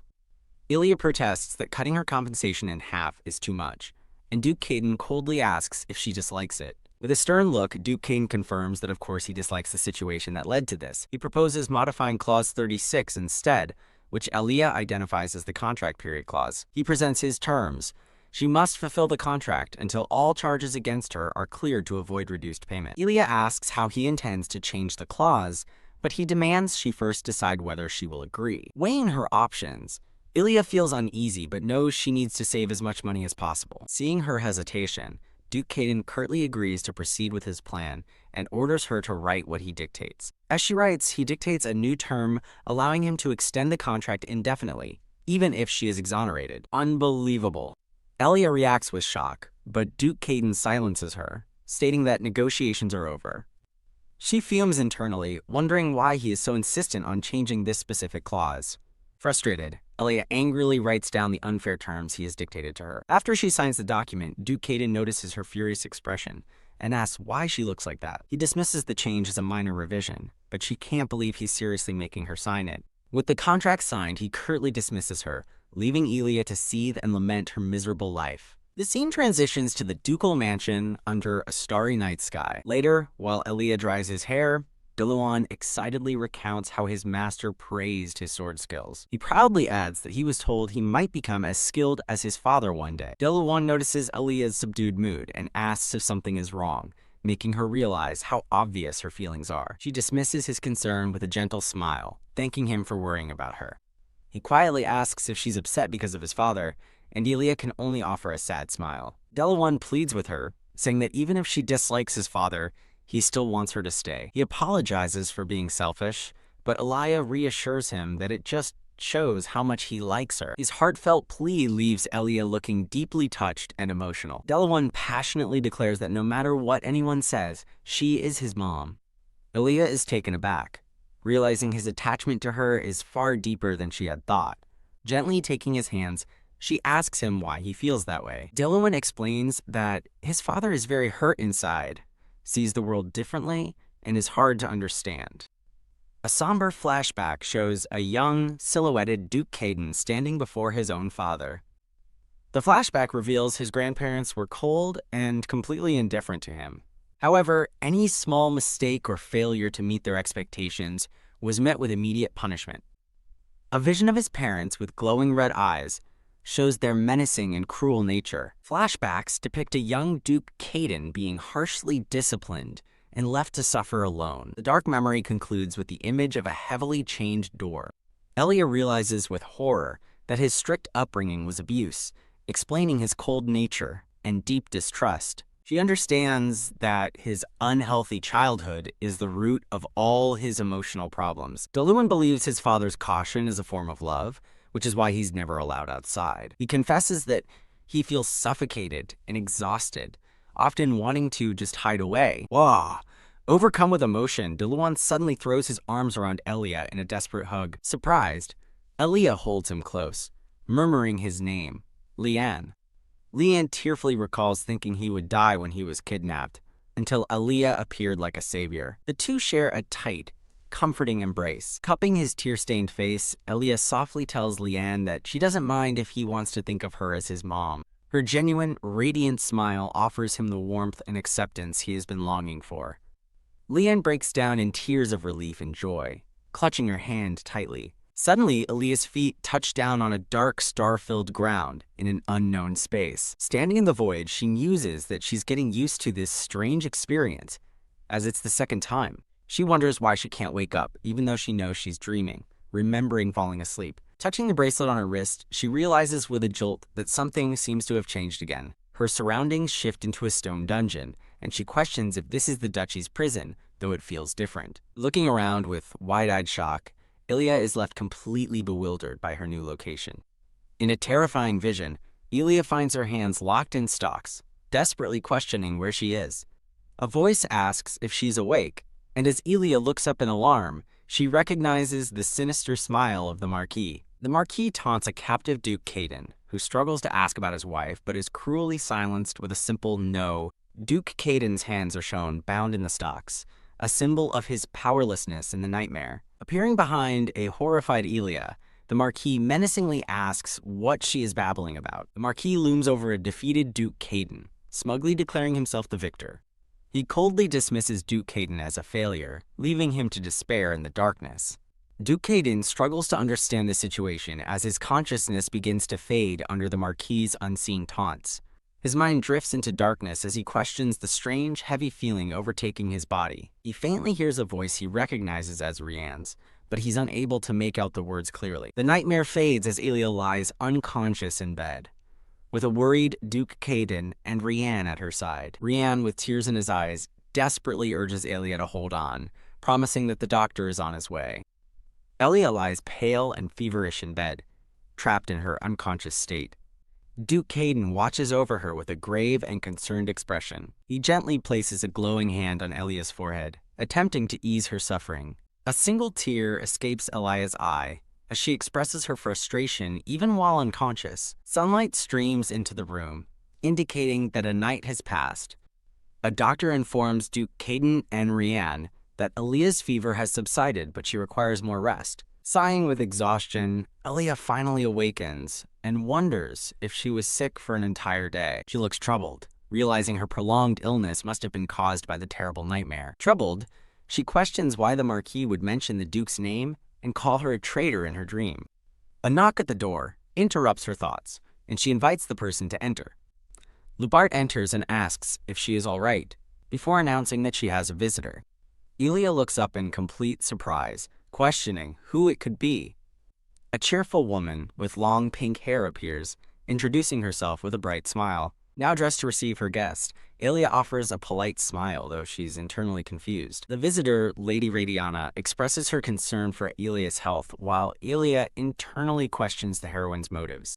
Elia internally reflects on her surprise that Lady Radiana came to visit her at all. Over tea, Elia politely asks Radiana about the purpose of her unexpected visit. Radiana smiles and begins to explain her reason for coming. She enthusiastically invites Elia to the seasonal festival, much to Elia's shock. Elia is stunned, recalling how the original Radiana from the novel actively avoided the villainous Elia Roten. Radiana smiles warmly, asking if she was mistaken about their relationship as she reaches for Elia's hand. Taking Elia's hand, Radiana compliments its delicacy, leaving Elia momentarily flustered by the sudden contact. Radiana's attention then shifts as she gasps in admiration of Elia's hair color. She compares Elia's hair to melted gold, a phrase Elia recognizes from the novel's descriptions. Radiana holds both of Elia's hands, her enthusiasm about Elia's beauty growing. At Elia's hesitant question, Radiana eagerly offers to braid her beautiful hair. Radiana looks on with sparkling eyes, completely captivated by Elia's appearance. Elia smiles, deciding to play along with her guest's strange but harmless behavior. Realizing Radiana simply has a weakness for beautiful things, Elia kindly allows her to proceed. As she braids, Radiana marvels at how silky Elia's hair is. Radiana makes friendly conversation, asking Elia about her personal hobbies. Elia replies thoughtfully that she finds the most enjoyment in reading books. Radiana is thrilled to discover they share a love for reading, bonding over their common hobby. They find another shared interest as Radiana asks about desserts, and Elia confirms she loves them. Knowing a good spot, Radiana excitedly begins to lead Elia out to the gardens. As her carriage awaits, Radiana thanks Elia for a wonderful and fun day together. Elia smiles and agrees, though she privately admits to being drained by the endless conversation. Radiana apologizes for leaving early, explaining that she has a planned visit to the temple. A woman with pink hair informs Elia she's visiting Rubir Temple to consult with High Priest Loud Sequan. Elia recalls Rubir Temple's importance as the nation's largest, frequented by the Emperor, before a sudden realization hits her. She remembers that Marquis Dior is also a frequent visitor to the temple. In fact, he visits every day. A dark memory reveals a contract commissioned against a beaten man. A flashback shows Marquis Dior greeting Duke Caden and inquisitively asking about his partner, Elia. He notes Elia's familiar face, identifying her as Lady Elia Roten and warning her away from the Duke. Back in the present, Ilya gasps in horror, wondering how she could have forgotten something so crucial. The pink-haired woman grabs Ilya's hands in concern, calling out to her. She then eagerly asks Ilya if she can accompany her on the visit. Holding her hands, the woman repeats her hopeful plea to go with her. A flush of excitement crosses her face as she waits for Ilya's answer. Regaining her composure, a woman named Rodiana wonders if asking to go now would be an inconvenience, blaming her excitement. Rodiana formally asks to join on the next visit instead, and Ilya happily agrees. As Rodiana departs in her carriage, Ilya watches with a thoughtful expression. Ilya smiles to herself, deciding it was a good opportunity to take a chance on her own plan. She realizes she will need Duke Caden's permission first and schemes on how to convince him. Later, Ilya promises a sad Deluan that she will be back before his snack time. Deluan desperately wants to spend time with Ilya, remembering her having tea with Rodiana. Ilya thinks about how much she wants Deluan to go as well, but glances toward the Duke. She recalls Duke Caden's firm stance on the matter. In a flashback, he refuses her request, insisting that keeping Deluan inside the mansion is the only safe option. Ilya counters his argument about reinforced guards by reminding him of the previous intruder and the lingering possibility of another. She argues that it might actually be safer to keep Deluan close to protect him properly. Pointing out that they can't confine Leanne forever, her words seem to give Duke Caden pause. Deluan's eyes widen in hopeful surprise as his father finally relents, agreeing to her way. Duke Caden sets one condition: Deluan must stay close to him, or the knights at all times, which Deluan eagerly accepts. The ducal carriage sets off, carrying Ilya and Deluan to their destination. Observing the Duke, Ilya feels he doesn't need to accompany them if he's so busy and never rests. Duke Caden sits across from them, intently focused on reviewing paperwork. Ilya watches him work, her expression filled with quiet observation. She notices a cut on his hand, wondering if it's a wound. Filled with concern, she asks aloud if he is hurt. She instinctively reaches out to check on his injury. Startled, Duke Caden catches her hand, and they both look surprised by the sudden contact. Ilya quickly apologizes for her forwardness, while Deluan watches from her side. Deluan worriedly asks his father if he was hurt. Duke Caden sternly dismisses his son's concern, telling him to stop saying useless things. Sighing, Ilya decides to stop worrying about it. She turns her gaze outside, impatiently wondering when they will finally arrive at the temple. Upon their arrival, Rodiana cheerfully runs to greet Miss Ilya at the temple entrance. Rodiana warmly takes Ilya's hands, asking if her journey was pleasant. Deluan stands quietly by Ilya's side, observing the newcomer. Rodiana beams with genuine happiness, her smile lighting up her face. Duke Caden formally introduces himself as Deluan Nathan, much to his son's confusion. Ilya is baffled by the Duke's strange behavior, questioning if there's a history between him and Rodiana. Rodiana offers to show Miss Ilya around the temple, and offer Ilya accepts. As Rodiana leads them to the worship hall, Duke Caden excuses himself to meet with a priest. Deluan excitedly points out the numerous statues lining the hall, and Ilya agrees. Rodiana notes the striking resemblance between Ilya and Deluan, suggesting they could be siblings. She worries her comment was rude, but Ilya reassures her, admitting she finds it rather pleasant. Ilya happily tells Deluan their resemblance means they get along well, a sentiment Rodiana finds adorable. Surveying the quiet hall, Ilya notes the conspicuous absence of priests. Rodiana explains, with a knowing smile, that it's the day of the purification ritual. She elaborates that it's a mandatory monthly ceremony for most of the temple's priests. Click. Rodiana opens a door, announcing their arrival at the next destination. The scene transitions to the central worship hall. A breathtaking, wide view reveals the immense and ornate interior of the worship hall. As they walk, Rodiana comments on the hall's incredibly large and spacious design. Ilya gasps in awe, marveling at the sheer size of the statues lining the hall. A closer look highlights the grand scale of a single angelic statue. Clutching her chest, Ilya senses that there is something distinctly different about this place. As Deluan calls her name, Ilya realizes the divine energy she's felt is coming from here. Drawn by the energy, Ilya walks toward a pillar, leaving a concerned Deluan behind. She reaches out and gently touches the surface of the grand stone structure. A flash of intense light overwhelms Ilya, causing her to recoil with a cry of pain. She catches her breath, her expression a mixture of shock and steely resolve. Suddenly, Ilya finds herself in a sunlit meadow as a white bird flies past. In her vision, the pure white bird lands gently in her hands. She wonders if it's truly a bird, feeling something else entirely as she thinks of Deluan. Suddenly, Leanne's panicked voice yells her name, asking if she's all right. Snapped back to reality, Ilya stares blankly at a worried Deluan. She thinks in confusion, remembering that she was just standing in a field. Looking at a statue, she wonders if she briefly fell asleep on her feet. Leanne reaches for her, earnestly asking if she's okay. Ilya forces a smile to reassure him, though he looks unconvinced. Clenching her fist, she concludes that something is definitely off about this temple. Determined to investigate, Ilya asks Radiana if she can look around more, and she happily agrees to be their guide. Radiana gives them a tour of the vast grounds, pointing out the central hall and the garden. Ilya's attention is captured by a sight in the distance. She asks Radiana about a specific building, which is identified as the restricted prayer hall, accessible only to the substitute priest. Ilya shivers, wondering why she feels such an ominous energy from a sacred place. Unseen by the group, a shadowed figure watches them from a distance. A menacing skeletal snake familiar looms over the mysterious observer. A sudden, powerful wave of energy rushes through the hall, startling both Ilya and Radiana. They stand still in the now eerily quiet corridor. Radiana turns to Ilya with a concerned expression, asking what's wrong.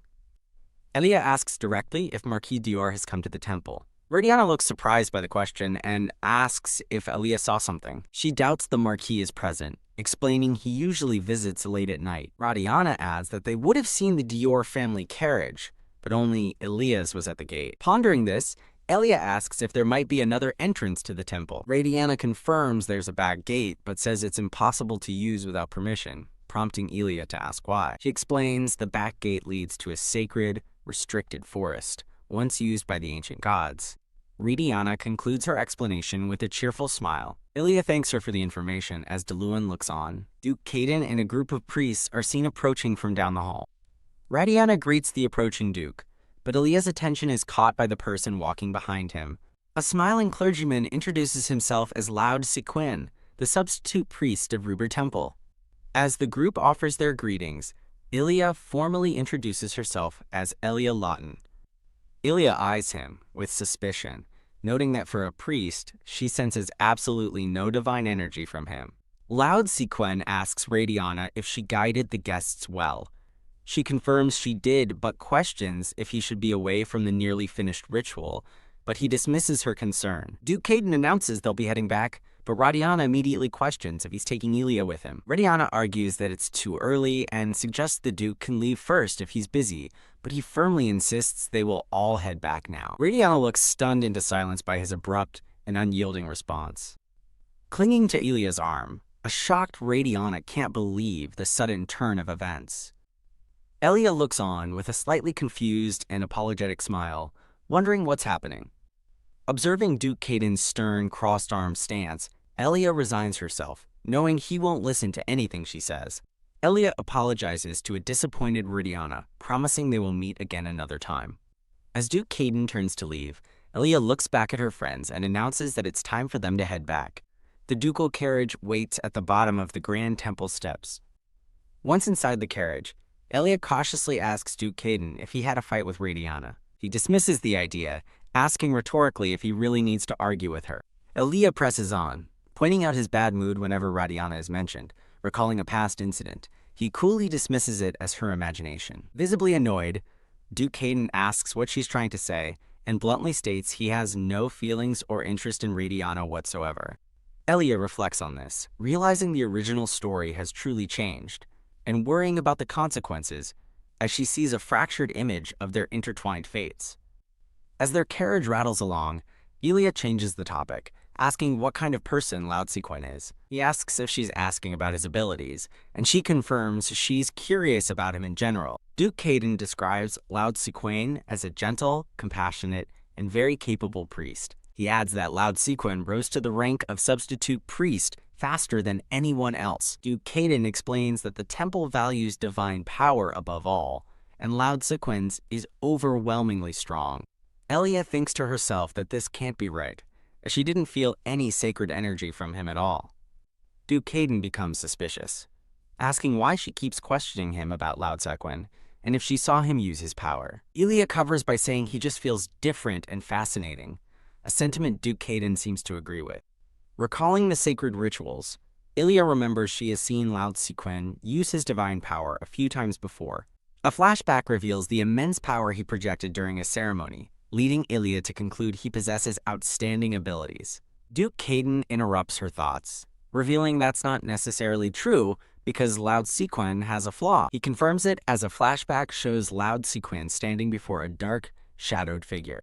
The flaw is revealed. Lao Tsequan's sister married the second son of the notorious Dior family. Duke Caden explains the connection between the High Priest and House Dior. Ilya realizes the similar ominous feeling might be due to their connection, but her thoughts are cut short by a loud growl from her stomach. Deluan blushes furiously, utterly embarrassed by his hungry stomach. He stammers an apology for interrupting their conversation, his face bright red. Duke Caden lightly chuckles, reassuring his son that it's a natural thing, while Ilya smiles warmly. Noting they still have a long way to go, Ilya suggests stopping at a nearby restaurant. Looking out the carriage window at a bustling town, she proposes they take a short break there. After their meal, Ilya asks Diluan if he enjoyed himself, and he exclaims that eating outside for the first time was new and fun. Holding her hand, Diluan shyly asks if they can stay a little longer to explore the town before heading back. Ilya glances nervously toward Duke Caden, fully expecting him to refuse the request. To her surprise, Duke Caden simply tells them to do as they want. Ilya and a beaming Diluan are both stunned and overjoyed by his unexpected agreement. Ilya asks if he's serious, and he coolly asks if there's a problem, to which she hastily replies, "No, not at all." The scene shifts to a lively market street filled with food stalls and people. Diluan's eyes widen with excitement as he takes in all the new sights. He excitedly tugs on Ilya's sleeve, exclaiming, "Ilya, look at that." His attention is captured by a stall selling grilled meat skewers, a dish he's surprised to find there. Ilya smiles and asks if he wants to try one, and he eagerly nods yes. Declaring he can still eat more, Diluan waits as Ilya tells him to stay put for a moment. Diluan takes a delicious-looking bite from a freshly grilled skewer. He happily declares that it's really good while Ilya watches with a smile and Duke Caden observes from a distance. Ilya offers a skewer to Duke Caden, who scoffs at her for eating something potentially unsanitary so eagerly. Brushing off his comment, Ilya turns to the ducal knights and offers them the skewers, cheerfully announcing she bought enough for everyone. The ducal knights exchange a glance, surprised by Ilya's kind offer. With a bright smile, Ilya holds out a skewer, insisting that it's genuinely delicious. She hands the skewers to the knights and politely excuses herself. Tugging on her sleeve, Diluan hesitantly asks Ilya if he can have another skewer. Noticing his empty stick, Ilya remarks on how much he must have enjoyed it. He enthusiastically agrees. Ilya offers the last skewer to Duke Caden one more time, but he continues to refuse. She pushes the skewer closer, confidently telling him to just trust her and take a bite. Duke Caden reluctantly takes a bite from the skewer, chewing thoughtfully. He declares the food unhealthy and orders her to throw it away, but Ilya laughingly retorts that it's meant for flavor and shouldn't be wasted. Ignoring his complaint, Ilya happily takes a bite at the skewer herself, savoring the taste. Duke Caden watches her in silence, his expression unreadable. Noticing he's gone quiet, Ilya turns to him with a look of concern, asking if he's all right. Abruptly, Duke Caden announces that their outing is over. Startling both Ilya and a still-eating Diluan, he instructs Ilya to take Rian back to the carriage as a cloaked figure appears in the distance. Ilya spots the black-hooded person, nervously wondering if the kidnappers would dare to act in such a crowded place. Duke Caden orders his knights, Richard and Jade, to guard them well, and they quickly affirm his command. Back at the carriage, one of the knights wonders aloud why Duke Caden left so suddenly. Inside, Ilya calmly reassures Diluan that everything is fine, though he seems unconvinced. Ilya smiles, thinking to herself that since Duke Caden went after the threat himself, there's nothing to worry about. However, as time passes, she clenches her dress, unable to shake a growing sense of unease over his prolonged absence. Ilya asks Rian to wait for a moment and prepares to step out of the carriage. She leans out and calls for Jade, who is standing guard nearby. Getting out, she asks Jade if something happened. Worried by the Duke's delay, he reassures her it's not serious. He explains the Duke is investigating strange traces left behind by a suspicious figure who vanished. Aaliyah looks alarmed as she processes the news and asks what kind of traces they were. Jade grimly explains that the person left behind a dark aura, a curse-based spell fueled by resentment. As he warns that the curse could decay a person's soul, Aaliyah's eyes widen in horror, connecting it to the marquee. Suddenly, Duke Caden is seen spotting the cloaked figure again in the crowd, shouting for Jade. Hearing the Duke's call, Jade urgently tells his fellow knight to stay put. He rushes back to Elia, ordering her to get in the carriage and not leave it under any circumstances. Delawin asks what's happening, and Elia calmly explains there's a commotion that the knights are handling. She suddenly freezes, a disturbing thought crossing her mind. Elia quickly calculates that the Duke left with 2 knights, and 2 more just left to pursue the figure. A stark realization hits her. Only 3 knights are left guarding the entire carriage. She concludes that, for the ducal heir, 3 guards is not nearly enough protection. Looking nervously out the window, she wonders desperately when the Duke is coming back. Turning to a surprised Rianne, Elia suggests they step outside for a bit. She steals her resolve, convinced they must get out of the carriage after noticing something terrifying about the knights outside. Her eyes fix on the guards' feet in horror as she realizes they don't have any shadows. A promotional banner is displayed. The scene focuses on the ornate roof of the ducal carriage. Elia leads Diluan out of the carriage, politely greeting a silver-haired knight who responds in kind. She informs the knight she's taking Leanne to a nearby toy shop, and he offers to accompany them. Aaliyah kindly declines his offer, telling him to take a short break as they'll be back soon. Pointing towards a nearby storefront, she cheerfully adds that it's right next door. The silver-haired knight reluctantly agrees, simply asking that they don't take too long. They enter a charming toy shop filled with curiosities, and a shopkeeper welcomes them. Holding a teddy bear, Aaliyah tells a shop assistant she'd like to buy it, and he readily agrees to help. Glancing anxiously out the window, Elia sees the 2 remaining knights still standing guard by the carriage. She urgently asks the shop assistant about a back door, while leaving a pouch of money on the counter, determined to escape unnoticed. The shop assistant asks if Elia is in danger, and she confirms it without giving details. Elia quickly gives him directions for a back exit and asks him to help them escape. She asks him to tell the knights they went upstairs, and he agrees as she leads Leanne away. Holding her hand tightly, a worried Leanne looks up at Elia and says her name. Elia flashes a confident smile, reassuring Leanne that everything will be fine. One of the Shadowless Knights glances toward the shop, noting that their targets aren't paying attention to their side. Inside a different part of the shop, Elia urges Leanne forward, and he quickly agrees. Their feet hurry across the floor as they make their escape. As they run, Elia worries how long their cover will last, knowing she needs to create distance. Huff! Leanne stumbles in the dark alley, and Elia cries out his name in alarm. He looks back at her, distressed, saying his legs feel weak. Elia rushes to his side, gently telling him it's okay. Hearing a pursuer's voice, Elia grabs Leanne, steeling herself for what she must do next. Elia carries Leanne and flees down the alley, desperately wondering where they can hide. Her expression is one of pure panic as the chase continues. 2 of the fake knights search the alley, with one complaining that they vanished and another noting how sharp Elia is. From their hiding spot, Elia overhears the men discussing selling her off to a depraved noble. Hearing them mention the guildmaster is dead, Elia realizes the Orcus Seon Guild is behind this, and they were both targets all along. One of the men decides they aren't in the immediate area and moves on to search elsewhere. Phew! Hiding with Leanne, Elia sighs in relief, thinking they've escaped, but he worriedly asks what's next. Elias smiles confidently, telling Leanne not to worry because the Duke will arrive soon. A sinister voice emerges from the shadows directly behind them, cooing, "Ah, you were here?" A dark figure looms over them as Elia realizes with horror that she was lured into a trap. The silver-haired knight grabs her from behind, holding a blade to her throat and asking where she's going. Elia bites her captor's arm and shoves him away, screaming for Leanne to run. She winces in pain, frustrated that she twisted her ankle at the worst possible moment. Kaya! Enraged, the knight grabs Elia by her hair, shouting that she can't get away. He furiously berates her for making things difficult and angering him further.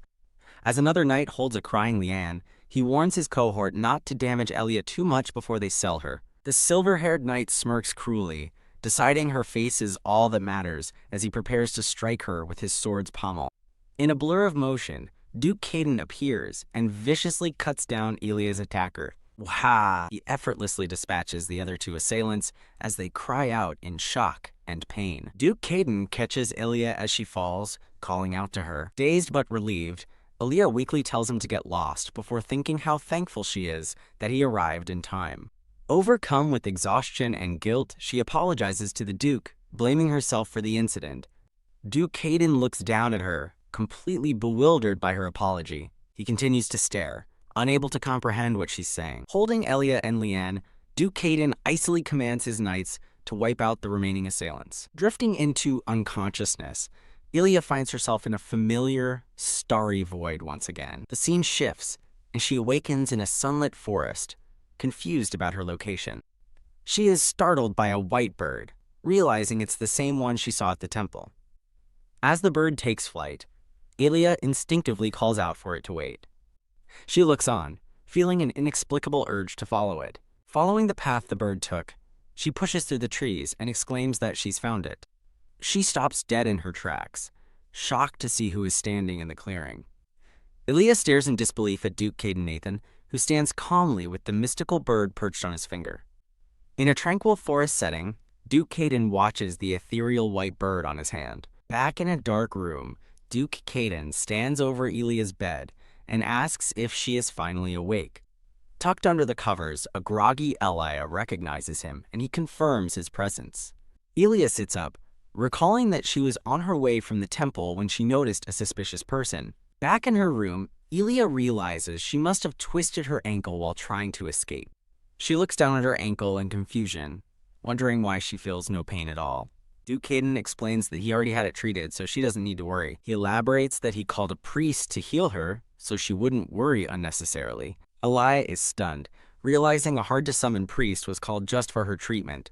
Duke Caden then asks if she really paid the toy store owner for help, and she confirms it was the best option at the time. When he asks how she knew something was wrong, she explains the knights had no shadows, and she immediately fled with Deluan, admitting it was reckless. He sternly tells her that if something similar happens again, she is to do nothing. He repeats his warning not to be reckless, trailing off as he thinks how close they came to being too late. Misunderstanding his concern, Elia smiles and asks if he was worried Deluan would have gotten hurt. Duke Caden turns away, admitting he deeply regrets that possibility, which makes Elia realize that wasn't what she meant. As he tells her to rest and turns to leave, Elia quickly reaches out to stop him. He turns back with an annoyed expression, asking what else she has to say. She hesitantly touches his sleeve and quietly thanks him for saving her life. Smiling brightly, Elia promises that she won't push herself to go out again. Duke Caden glares, angered that after everything that's all she can think to say.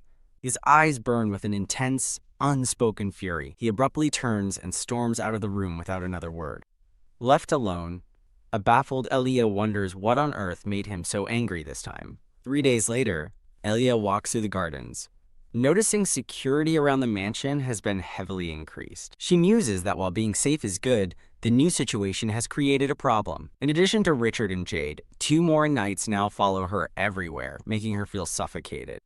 She thinks about another strange development that has been bothering her. Lately, Duke Caden seems off, and she keeps running into him everywhere she goes. She notes that they now see each other constantly, not just at meals as they used to. He appears in the study and even near her bedroom, often just staring at her in silence. She realizes that wherever she is, he appears at least once, just to stare at her. His attitude has also softened, and she recalls Leanne telling her how flustered his father was when she collapsed. Pondering his behavior, Elia wonders if Duke Caden might actually have feelings for her. She quickly dismisses the thought as a mistake, telling herself not to pay it any mind. She decides a walk in the garden is helping her feel better despite her confusion. Inwardly, however, she admits she's only pretending to be fine, to hide her own vulnerability. The terrifying memory of the attack resurfaces, making her tremble as she realizes she could have died. Suddenly gasping in shock, she covers her mouth, wondering if she's losing her mind. A man in magnificent royal attire appears before her in a radiant glow, and she wonders why he's there. Elia quickly curtsies, greeting him as Your Majesty, but he tells her to be at ease since he's incognito. He explains an illusion spell hides them from her guards, leaving Elia to wonder about his sudden visit. The Emperor correctly guesses she is curious about why he came to see her. He acknowledges how it must look, as a thought bubble shows Duke Caden's irritation at his reputation for pursuing ladies. Elia correctly deduces that his visit isn't simply because Lady Lydiana is there. He smiles charmingly, admitting that he also wanted to see her face. The Emperor calls her the heroine who saved the Duke's son, explaining his curiosity was piqued.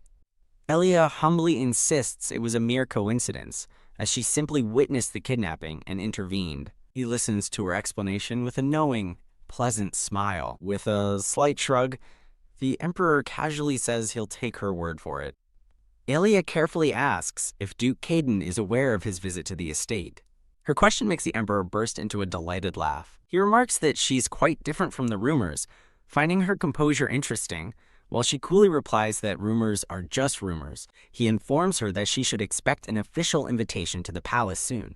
Elia smiles, understanding it's an offer she can't refuse, and accepts it as her greatest honor. The Emperor departs with a dazzling, confident smile. After he vanishes, Elia is left standing with her 4 guards in the garden. Phew.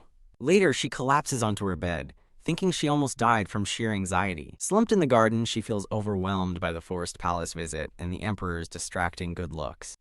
As a knight notices she has collapsed and yells for a physician, another figure steps into view. Duke Caden suddenly appears and sweeps the fainting Elia into his arms. Utterly shocked, she wonders how on earth he managed to appear out of nowhere again. A brief interlude marks a pause in the scene. Still held in Duke Caden's arms, a bewildered Elia questions his sudden arrival. She mentally screams, wondering why he always pops up out of nowhere. He asks what's going on, chiding her for taking a walk when she wasn't feeling well. Elia insists she is perfectly fine and was only lost in thought, not in pain. He stares down at her, clearly skeptical of her claim that she wasn't in pain. Without warning, he drops her to the ground as she's mid-sentence. OWW wincing in pain, Elia glares up at him, wondering if he's messing with her. She stands, stating that his timing is perfect as she had something to tell him anyway. Looking directly at him, Elia reveals that His Majesty the Emperor paid her a visit. Duke Caden's expression immediately darkens as he asks, "What?" She recalls the Emperor asking pointedly why Lady Lydiana kept visiting the estate. She thinks about how he seemed particularly suspicious of her relationship with the Duke. Elia finishes her report by stating that the Emperor will be inviting her to the palace soon. Duke Caden grits his teeth, realizing there is no way to refuse the royal summons. She grows anxious, dreading the thought of facing the Emperor's overwhelming presence alone.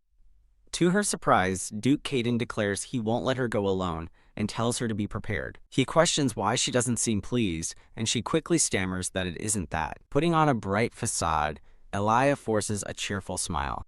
Duke Caden suddenly stops walking and asks what's wrong, causing Elia to pause in confusion.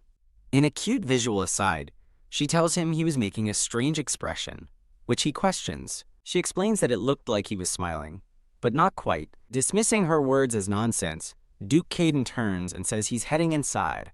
Elia watches him go, finding his abrupt departure strange. She then realizes he looked like someone trying to hold back a smile, because they were in a good mood. The scene shifts to the mansion grounds, where Leanne asks if a white horse's name is Charles, while Elia pets the horse. Leanne asks if Charles is normally so friendly with people. As Charles nuzzles Elia affectionately, Leanne remarks that the horse seems to really like her. Phew. After a hearty meal, content, Leanne pats his full stomach. While walking with Leanne past the stables, Elia learns he's walking to aid his digestion. Nay. Suddenly, Charles begins whinnying and rearing up inside the stable, catching Elia's attention. Believing the distressed horse is calling out to her, Elia decides to stop by the stables. After helping to calm the horse, Elia quietly wonders why he freaked out upon seeing her. Leanne pouts that although Charles is his horse, he completely ignores him in favor of Elia. Elia asks about another horse named Rex, and Leanne perks up at the name. With sparkling eyes, Leanne proudly explains that Rex is his father's amazing horse. Just then, a stable hand leads out a magnificent black stallion, introducing him as Rex. Prung. The horse rears violently, and Leanne explains that Rex is magically enhanced and extremely aggressive with everyone but the Duke. Elia freezes, Noticing the powerful horse seems to be staring directly at her, Rex breaks free from the stable hand's grasp and begins walking steadily toward Elia, purring. The giant horse stops just before her, letting out a soft noise as she timidly says his name. Ugh.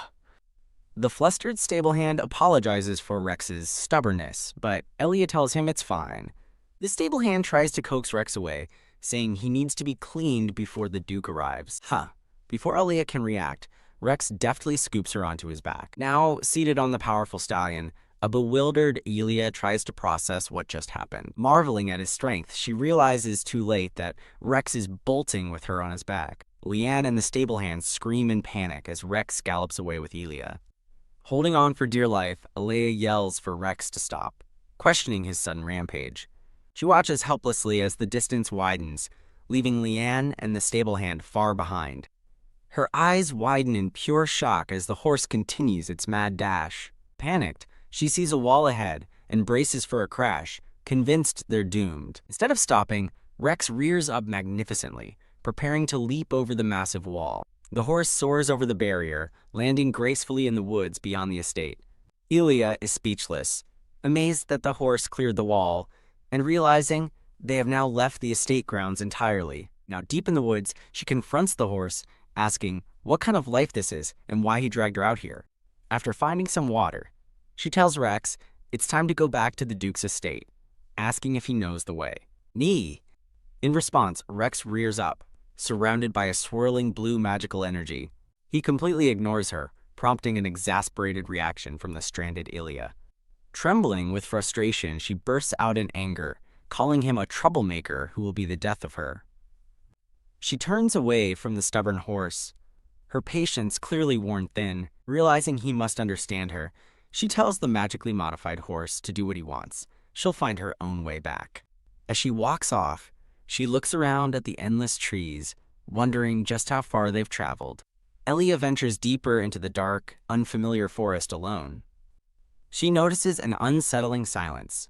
No animals, no breeze, only the sound of their footsteps. The artificial quiet unnerves her, and just as she decides to leave, she hears distant voices. Her blood runs cold as she recognizes the voice of the High Priest loud sequence. Peeking from behind a tree, she watches the High Priest and his followers, wondering about their shady attire. She instructs Rex to stay put while she investigates, and he neighs in acknowledgement. Torn, she decides to risk a quick look, vowing to retreat immediately if she senses danger. Following the sound, she wonders where he's going and feels like she's just walking in circles. A growing sense of dread makes her decide to turn back immediately. She suddenly freezes, covering her mouth in silent shock at what she sees. She spots the robed figures gathered around a strange altar in a hidden clearing. Peeking from the trees, she realizes this strange altar was never mentioned in the novel. She overhears the High Priest scolding an acolyte for only preparing offerings for a few people, not the 10 he demanded. Her eyes widen in horror as she realizes the offerings are a handful of bloody human eyeballs. An acolyte asks if they should save the others, but his companion sinisterly replies, "There's no need when something better is right here." Ugh.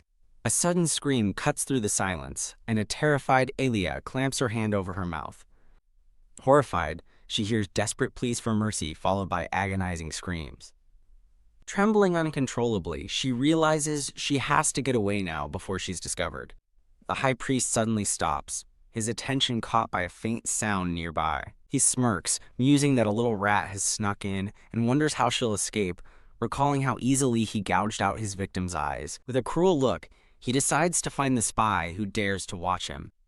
Elia panics, convinced there's no way for her to escape this alive. A mysterious, masked figure appears nearby, wondering if he just imagined a sound. Gasp.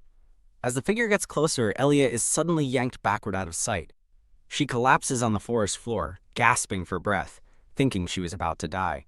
She realizes that just as the man got close, a glowing white bird appeared and whisked her away to safety. She looks up, still processing her miraculous and baffling escape. Demanding answers, she asks why he brought her here, but the horse just neighs, pretending not to understand. Utterly exhausted by the ordeal, she sighs and slumps over. Elia stops, feeling the ground begin to rumble beneath her feet. Suddenly, Duke Caden appears on horseback, as a voice announces that the young lady has been found. Looking up in disbelief, Ilya recognizes the approaching rider as the Duke. She is completely shocked, having never expected the Duke himself to come looking for her. Duke Caden glares at her, his face a mask of fury as he yells, "You!" Now safely with him, he tells her they'll talk once they get back to the estate. He looks away, exhausted, and says he just wants to rest at the mansion now. They arrive back at the magnificent ducal mansion under the night sky. The scene transitions inside, focusing on an ornate, sparkling chandelier. Waking up in bed, Ilya feels disoriented, wondering if she's been blacking out more often lately.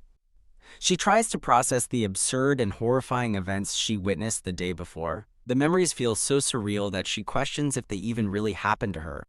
Her traumatic memories begin to fade into a hazy, indistinct blur. Startled, she suddenly realizes Duke Caden is standing in her room. Ilya asks how long he has been there, and he coolly asks if that would be a problem, leaving her flustered. He suggests they continue their conversation, but she hesitates, doubting he'll believe her unbelievable story when she can barely accept it herself. Duke Caden sternly insists that she tell him exactly what she saw without holding anything back. She worries her account will sound so ridiculous that he will only laugh at her.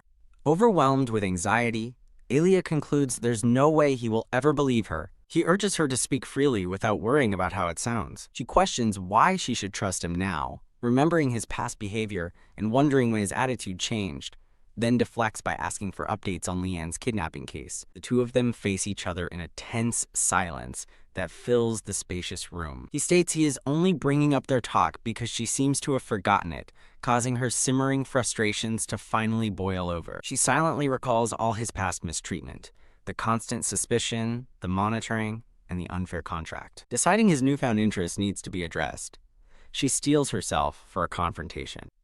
Duke Caden watches her, quietly wondering if he pushed her too hard. Changing the topic, he mentions he heard something from the Tower Master, and she asks what it was. He reveals that the kidnapper who took Leanne has finally confessed. Ilya realizes what this means, and Duke Caden quietly confirms her thoughts. With a serious expression, Duke Caden declares that the culprit was Lady Lydiana. Ilya's eyes widen in pure, unadulterated shock at the stunning revelation. She wonders if she's dreaming, unable to believe he's finally acknowledging the truth. He then adds that her own recent actions toward a man named Deluin were also strange. Duke Caden looks slightly confused by her stunned silence. Still processing the news, Ilya wonders aloud if the world is ending. With a relieved smile, she teases that he's finally come to his senses, but he seems unamused by her comment. Ilya cheerfully suggests they resume their conversation, while he internally grumbles at her shamelessness but agrees to listen. He waits in contemplative silence for her to begin her story. She recalls explaining everything about the forest except the magical white bird, hoping her story sounds believable. To her utter amazement, he finds her story less far-fetched than he expected, prompting a surprised really from her. He explains that placing a spell on a forest to shift its location is entirely possible, surprising her with the logical explanation. She is more shocked that he is calmly accepting her accusations against the High Priest and asks if he already knew. After she clarifies she means High Priest Rod's true nature, Duke Caden admits he never trusted him, but is surprised by the extent of his depravity. She perks up, questioning his mention of the temple's proximity. He reveals that the forest she was taken to was located right next to the temple, a fact she was completely unaware of. Ilya is horrified to learn how far Rex carried her, muttering about what an impressive horse he is. She finally asks the big question, how did he know where to find her? Duke Caden simply points to the bracelet on her wrist. Confused, Ilya looks down at the bracelet in question. She shouts in disbelief that the bracelet has such a function. When she demands to know its other secrets, he flatly refuses. Ilya is left dumbfounded, wondering how he can be so confident in his blunt refusal to explain further. Ilya dryly comments that Duke Caden has a very specific taste, leaving him confused. She playfully asks if tracking people excites him, and he reacts with shock as she implies he's a pervert. After he denies it, she demands he remove the tracking bracelet to clear up the misunderstanding. Fed up, she reaches out angrily, determined to get the bracelet off herself. Ilya snaps that his condescending tone no longer works on her, leaving him speechless for a moment. Duke Hayden observes that her spirited response means she's recovered, then tells her to prepare to investigate the forest and confront the high priest. Realizing he's just changing the subject, Aaliyah sighs in exasperation, but reluctantly agrees to his plan. Ah! She lets out a scream as she falls, catching Duke Hayden by surprise. Mortified, Aaliyah claims her legs must have given out from lying in bed for too long. Duke Hayden begins to respond to their awkward situation. He coolly asks if grabbing him is her special thing. He smirks, remarking that she has a peculiar taste, but he'll respect it. Before a speechless Aaliyah can respond, a child's voice joyfully calls her name as he runs into the room. The child stops dead in his tracks, staring silently at the compromising scene on the floor. Aaliyah scrambles to her feet, calling out to Rianne and desperately trying to explain that the situation isn't what it looks like. A thoughtful Ryan looks at Aaliyah and innocently asks when the wedding is. Rianne stares with wide, curious eyes, genuinely awaiting an answer. Aaliyah laughs nervously, trying to brush off his question as a simple misunderstanding.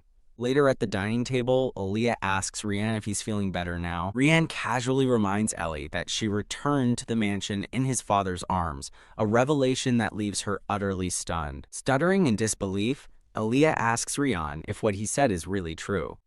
A flashback shows Duke Hayden tenderly carrying the unconscious Aaliyah in his arms.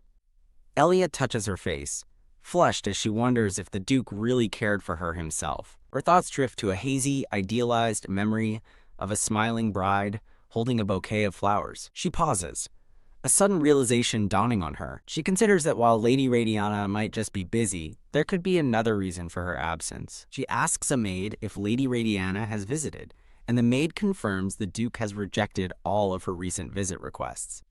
Surprised, Aaliyah asks when he started rejecting her, learning it began right after her own unfortunate incident. The news leaves Aaliyah completely astonished. She realizes with a jolt that she can no longer deny the Duke's attention has shifted from Radiana to her.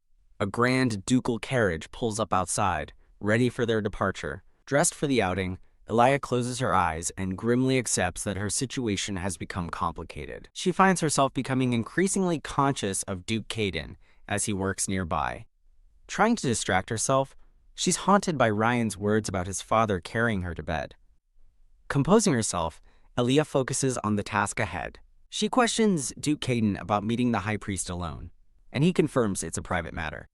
Confused about her own presence, she realizes that only he is permitted to enter the meeting place. He dismisses her question as pointless, but she argues that her curiosity is perfectly reasonable.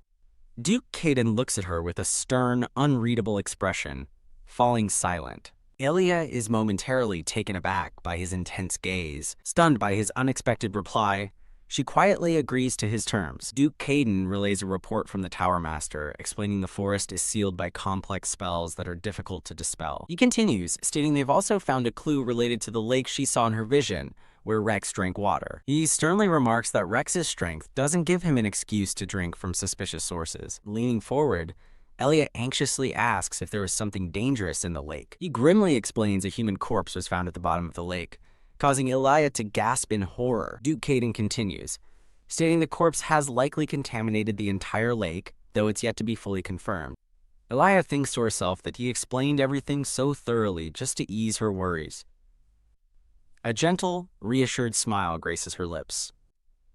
Later, Aaliyah and Duke Hayden arrive at the temple with their escorts and are greeted by two attendants. An attendant informs them that a guest is currently visiting and is in the parlor. Duke Hayden looks irritated, questioning why, since he's sure he sent word of his visit in advance. The attendants apologize, explaining that Marchioness Passion Dior arrived unexpectedly, forcing their hand. Duke Hayden recognizes the name, noting she is a frequent visitor to the temple. His expression darkens as he grows suspicious, wondering if her presence at the same time as his is a coincidence. He curtly dismisses the attendant's suggestion to wait and demands to be escorted in immediately, to which the nervous attendant agrees. Duke Hayden tells Aaliyah to wait for him, assuring her he won't be long, and she agrees. She watches as he and the attendants walk down the corridor, leaving her with the knights.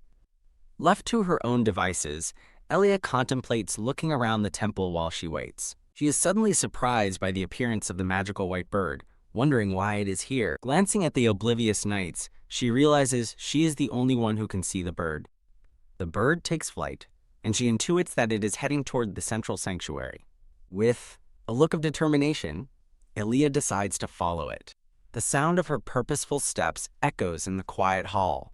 Looking around, she wonders where the bird disappeared to, but feels certain it went this way. Approaching a large statue, she wonders if she needs to touch it again to find the bird. She looks up in confusion, unable to spot the bird. Inspecting the statue, she notes that while it's the same one as before, its divine energy feels weaker. She feels a sense of unease as she peers into an adjacent, empty room. Elia reaches her hand toward the unsettling space. Duke Caden suddenly calls out, asking what she's doing. She explains she was just looking at the statue and is surprised he's already finished his business. He says they should return to the mansion, and a pleased Elia asks if they are leaving so soon.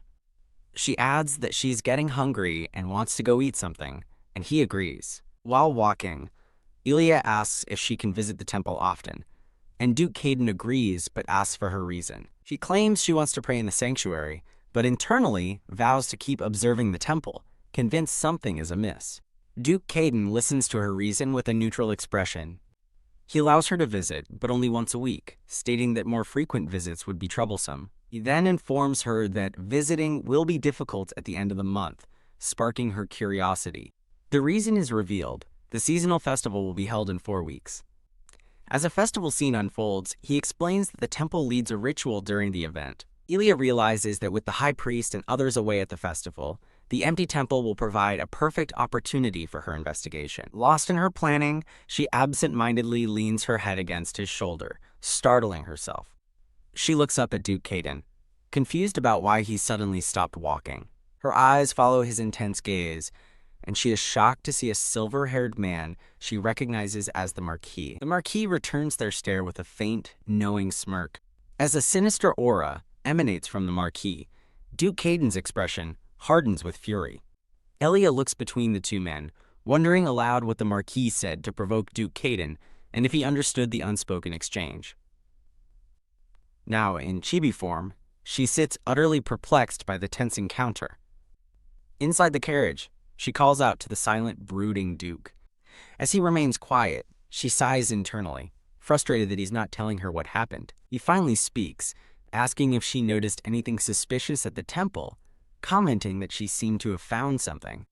Impressed by his sharp instincts, Ilya silently debates whether she should tell him about the feather. Changing the subject, she asks if he's ever been in the prayer room, but he states it's strictly restricted, so he hasn't. She voices her suspicion that the prayer room is the reason Marquis Dior constantly visits the temple. Thump thump, as the carriage rumbles on, Duke Caden considers her theory, admitting that it isn't impossible.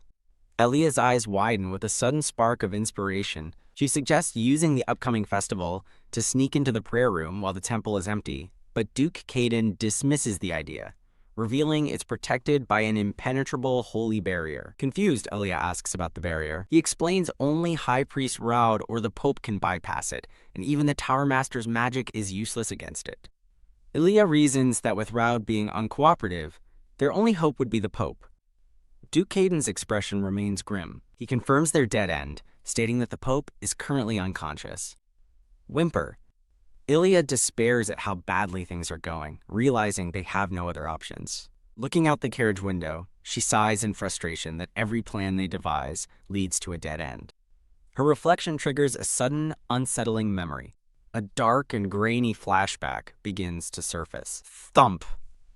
The memory intensifies, showing the violent moment a man grabbed her hair. Shaken, Ilya touches her ear and wonders why the memory returned, catching Duke Caden's attention as he asks what's wrong. She forces a smile and quickly dismisses his concern, insisting it's nothing. Duke Caden looks at her skeptically, stating that it clearly doesn't seem like nothing. Elia explains that she was just remembering the time she and Rianne were being chased. He listens intently as she guesses that passing by the alley from that incident triggered the memory. She looks up, startled by a sudden stop. Clatter. Seeing Duke Caden standing, she asks why he's suddenly stopping the carriage. Standing outside, he offers her his hand to help her down from the carriage. A flustered Elia takes his hand, stepping out into the street. They have arrived at a grand, ornate theater. Now seated in a private viewing box, Ilya marvels at the sight, admitting it's her first time seeing it in person.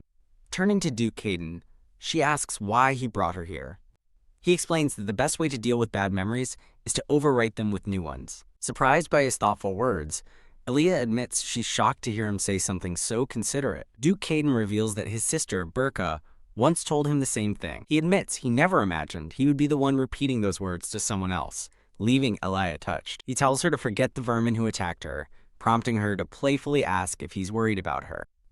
After he falls silent, she teases him to be honest, promising she won't make fun of him. He dodges the question, telling her to focus on the stage because the play is about to begin. As the curtain rises, an actress on stage gasps in awe. Aaliyah is captivated by the actor's passionate lines about forbidden love, guessing it's a story between a god and a human. As she watches, she gets a strange feeling of familiarity, as if she's heard this story before. The actor on stage makes a solemn vow to the one he loves, who is destined to fade away.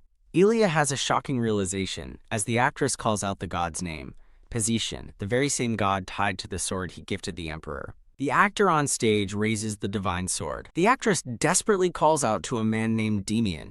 A new, white-hooded figure appears on stage with a serene smile. Aaliyah looks on in confusion, wondering why someone else is on stage when the performance seemed to be over. The hooded figure spreads his arms to the audience, declaring what a joyous day it is. As the audience applauds, Duke Caden asks if she enjoyed it. She says she did, but was surprised the god was Position. He explains that after rumors spread about the sword, plays about the god Position became popular, which Aaliyah accepts as a logical reason. Mulling over the play's odd ending, she suspects it was deliberately rewritten to elevate one god over another, but dismisses it as overthinking. A quiet moment passes as the scene shifts. They now find themselves in a charming, sunlit town square. Duke Caden asks if there's anywhere else she'd like to go, and she thoughtfully considers her options. Her eyes light up as she suddenly spots the perfect place. She excitedly points to a beautiful, ornate dessert cafe, declaring that's where she wants to go. Aaliyah cheerfully explains she was craving something sweet, while Duke Caden looks on with a slightly stressed expression. A beautiful, sparkling array of cakes, puddings, and pastries covers the table. As a waitress wishes them bon appetit, Aaliyah looks nervously at the massive spread of desserts. Duke Caden internally notes that Aaliyah ordered one of everything, while she savors a bite, declaring it delicious. Aaliyah asks why he isn't eating, and Duke Caden bluntly replies that he hates sweets. She encourages him to try just one bite of pudding, assuring him it isn't overly sweet. As he accepts the spoonful, he thinks to himself that this moment feels strangely familiar. He admits the pudding is sweet, and Aaliyah agrees it's less so than the others. Duke Caden turns the tables, asking how she'd like to try something, leaving her completely baffled. He suddenly offers her a bite from his fork, and a flustered Aaliyah stammers in surprise. Duke Caden holds the fork steady, his expression unreadable as he waits for her to take the bite. Ah! In a cute, panicked chibi form, Aaliyah tries to decline, but he insists she doesn't need to. She earnestly waves her hands, insisting she's fine and doesn't need another bite. Intimidated, a teary-eyed Aaliyah reluctantly opens her mouth and accepts the dessert. After a moment, she asks him how it feels, and he deflects, claiming it's fine. As he brings another spoonful to her lips, she frantically tries to explain that's not what she meant. He cuts her off, telling her she talks too much and should just eat. Utterly defeated, Aaliyah wonders how she managed to lose control of the situation once again. The scene transitions to a bright, sunlit room, signaling a return to the mansion. Now, in a simpler dress, Aaliyah stands in her room with a thoughtful expression. She opens a drawer, revealing a silver locket with a blue gem nestled inside a box. A voice from off-screen asks if she likes that particular item.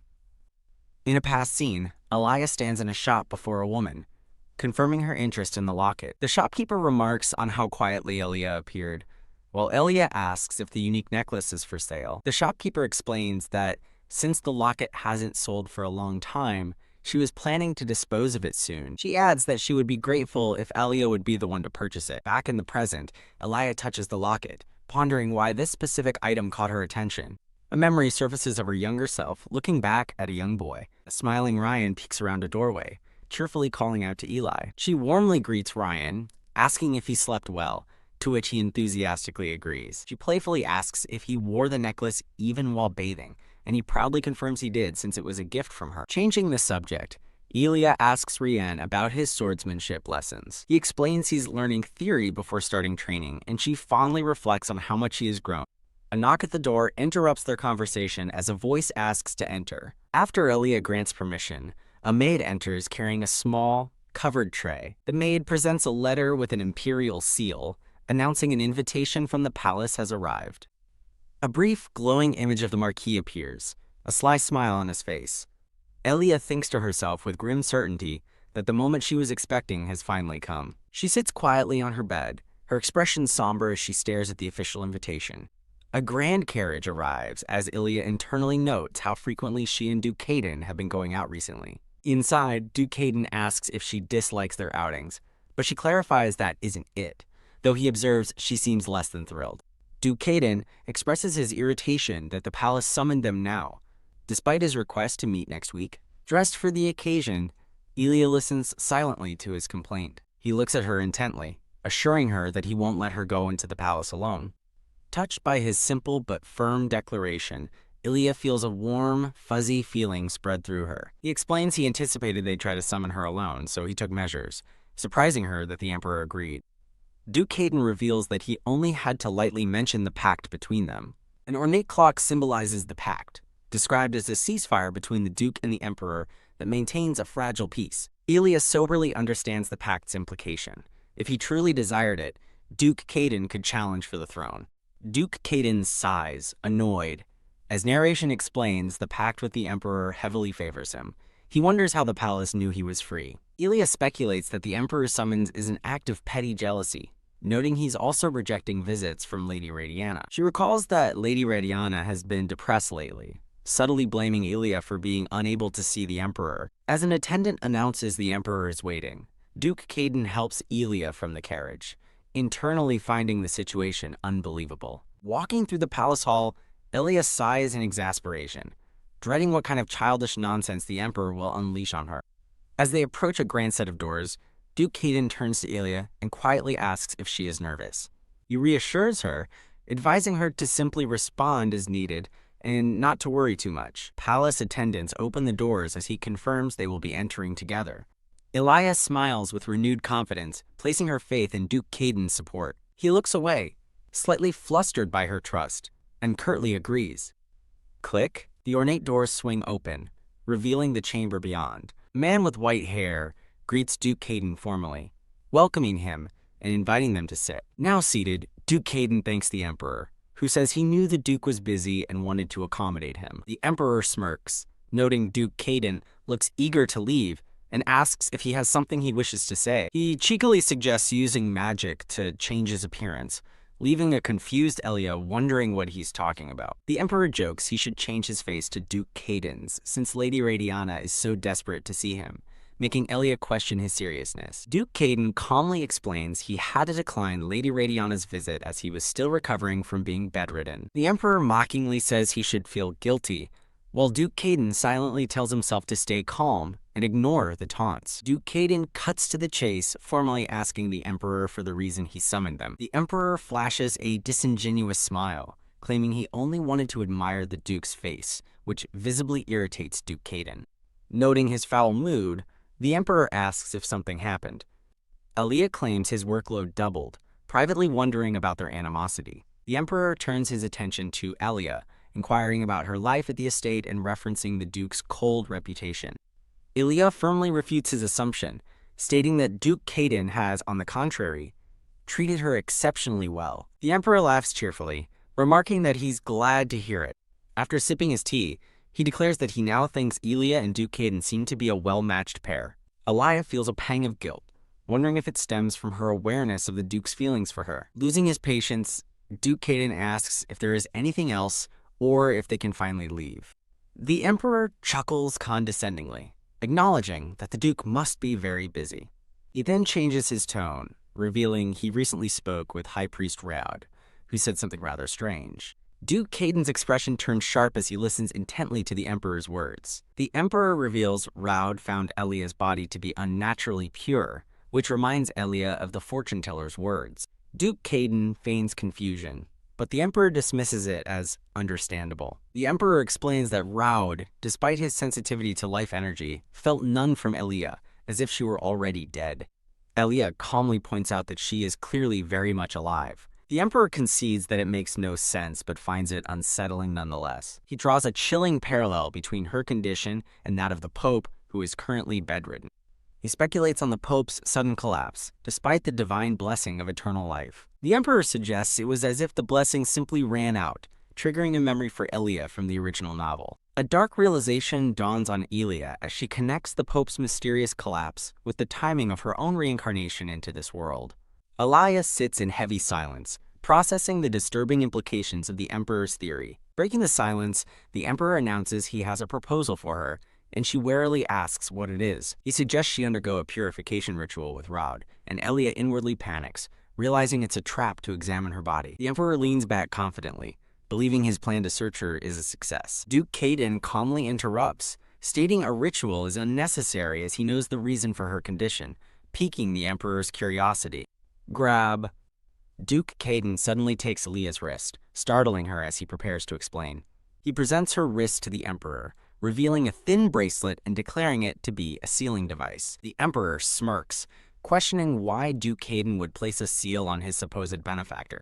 Duke Caden reveals that a mage placed a curse on Ilia during the kidnapping of his son Diluan. He explains the curse destabilized her life energy, and the bracelet is a temporary measure, leaving Ilia completely baffled by his fabricated story. Duke Caden maintains his stoic expression, silently reflecting on his quick-witted lie that conceals the bracelet's true purpose. Ilia looks on with a glimmer of hope, wondering if Duke Caden is trying to help her. A voice from off-screen considers Elia's condition with thoughtful understanding. A blond man declares a matter settled, but a woman beside him resentfully agrees while noting Duke Caden's dead-eyed expression, which he feigns ignorance of. Duke Caden abruptly concludes their conversation, stating he has other matters to attend to. As Duke Caden storms off, Elia quickly follows, calling for him to wait. Catching up to him, Elia grabs his arm and asks why he is in such a hurry. She worriedly questions if his abrupt departure is because of his majesty. Duke Caden explains the other party had appointments, so they won't see him again, and Elia quietly accepts his answer. Elia sincerely thanks Duke Caden for his help, but he dismisses it, saying he came prepared. An awkward silence falls between them, and Elia nervously wonders what to say.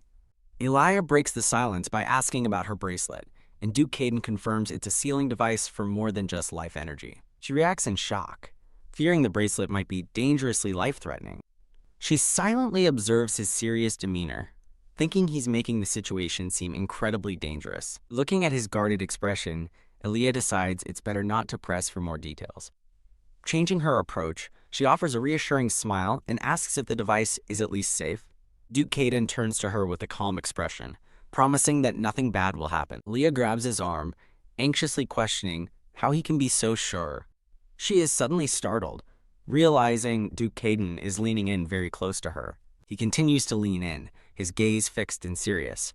They stand inches apart, locked in a tense and intimate moment. Duke Caden's expression remains intense and focused as he closes the distance. In a tender gesture, he rests his forehead against hers, their closeness framed by ethereal roses. Flustered but moved, Elia stammers that she believes his promise. Overwhelmed by the moment, she feels her heart flutter against a backdrop of blooming flowers. The realization hits her with a jolt. She can't stop thinking about him lately. Rianne approaches a distracted Elia, asking if she feels unwell from zoning out so much. She thanks him for his concern, but Ryan firmly tells her to rest if she feels tired. The scene transitions to a sprawling, sunlit training ground for knights. Arriving at the grounds, Rion marvels at how spacious and impressive the area is. A knight commander approaches them, asking what brings them, since it isn't training time. His nameplate identifies him as Commander Sylvester. Rianne cheerfully greets Commander Sylvester, asking if it's okay that they came early, and he warmly permits them to look around. Through some friendly banter, Rianne proudly declares Commander Sylvester his new swordmaster. Elia directs Ryan's attention to a rack of real weapons, asking which one he likes best. Rianne excitedly brandishes a wooden sword, vowing to train with a long sword to one day surpass his father. When asked for her preference, Elia admits she has no interest in weapons. Rian thoughtfully reminds her of her past injury, suggesting she learn self-defense for future protection.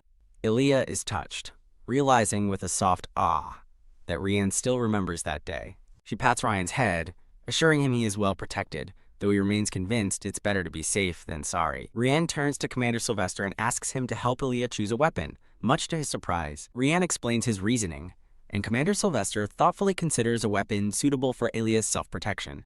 Commander Sylvester pulls a weapon from the rack, describing it as light, strong, and easy to handle. He presents Ilya with a small, braided whip, leaving her utterly bewildered. Rian thinks the whip suits Ilya perfectly, while Commander Sylvester encourages her to give it a swing. Hesitantly holding the whip, she wonders if she should actually try using it.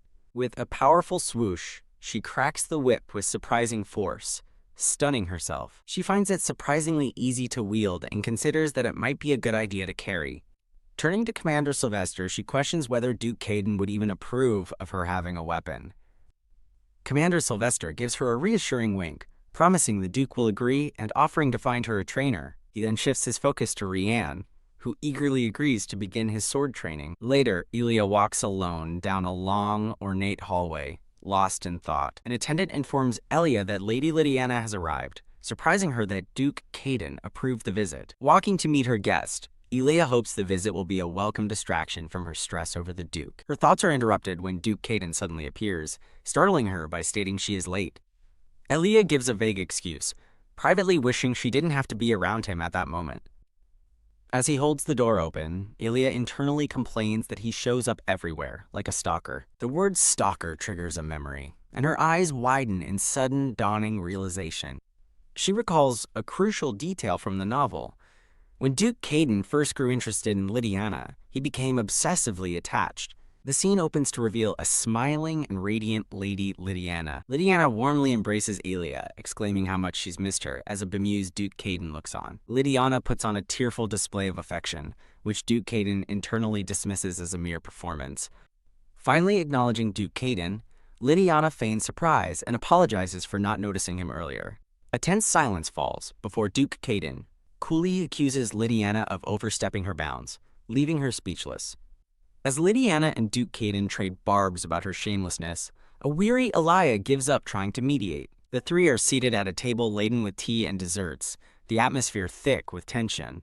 Ilya sips her tea, savoring a brief, welcome moment of silence after their argument. The silence quickly becomes awkward, and she wonders how the afternoon ended up so uncomfortable. Reaching across the table, Ilya accidentally knocks over a pitcher, spilling its contents on Duke Caden. She reaches for him in concern, but he catches her hand, assuring her the liquid had already cooled. He calmly points to his soaked sleeve, where the bracelet she gifted him is now clearly visible. Ilya grows flustered, realizing he must have been wearing her gift, something he never does with casual accessories. She wonders why he'd flaunt it in front of Lydiana, quickly brushing off her guest's concerned question. Suspecting he's being petty, Lydiana glances over and pointedly asks Ilya if she likes the Duke's bracelet. Ilya plays along, laughing that the bracelet is tacky and doesn't suit Lydiana. Much to her shock, smirking, Duke Caden asks Lydiana if she realizes how rude her initial remarks sounded, turning the tables on her. Convinced of his pettiness, Ilya innocently asks if he was referring to her, feigning ignorance. Ilya suddenly flinches as the true meaning of the exchange finally dawns on her. Lydiana realizes the bracelet was a gift from Ilya and voices her jealousy, leaving Ilya stammering for a response. A blushing and distraught Lydiana presses Ilya, demanding to know if she truly gave the Duke such a gift. Trying to smooth things over, Ilya vaguely explains the situation and promises to buy Lydiana a gift as well. Abruptly standing, Lydiana announces she is leaving for the day, catching Ilya completely by surprise. As Ilya calls after her retreating friend, Duke Caden also rises, stating he has work to attend to. In a flash, Ilya is left sitting completely alone at the table after the disastrous visit. Ilya clutches her aching head, dreading the Emperor's reaction to Lydiana's mood and questioning Duke Caden's motives. She slumps in her chair, utterly exasperated and confused as to how she got stuck in a love triangle. The scene shifts to a training yard, where an exhausted Ilya complains about her lack of stamina to a female knight. Taking a break on a wooden bench, she sits completely drained from the difficult training session. Unable to focus, Ilya finds her thoughts drifting to Duke Caden and a still silent Lydiana. She glances at the handkerchief in her hand, suddenly recognizing it as belonging to her father. The young Deluan appears, smiling as he confirms that it is indeed his father's. He explains that his father gave it to him after learning he was starting weapon training, which surprises Ilya. Ilya quietly notes that she's never received such a personal gift from him, her expression thoughtful.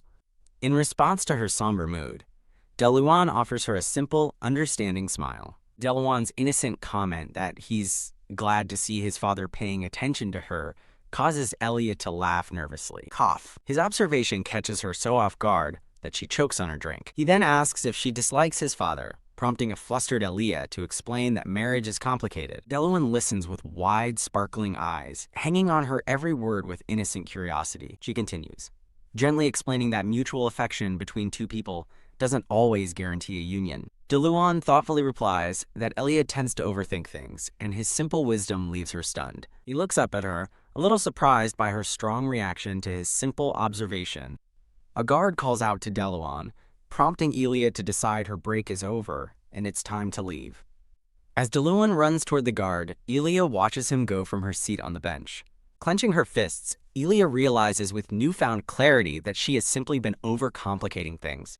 A knight, Muriel Sianan, approaches Ilya and asks if she has sorted her thoughts before announcing it's time to resume training. With a bright and determined smile, Ilya is ready to face her training head-on. In a grand room, Ilya asks Duke Caden if the hunting tournament has been moved up, and he calmly confirms it. Duke Caden explains that the change is due to the recent discovery of a new mana stone mine in the kingdom of Kanat. Hearing the Emperor intends to wage war for the mine, Ilya worries that this is another event happening sooner than in the original novel. Resigned but resolute, Ilya concludes that an earlier war is better than a later one.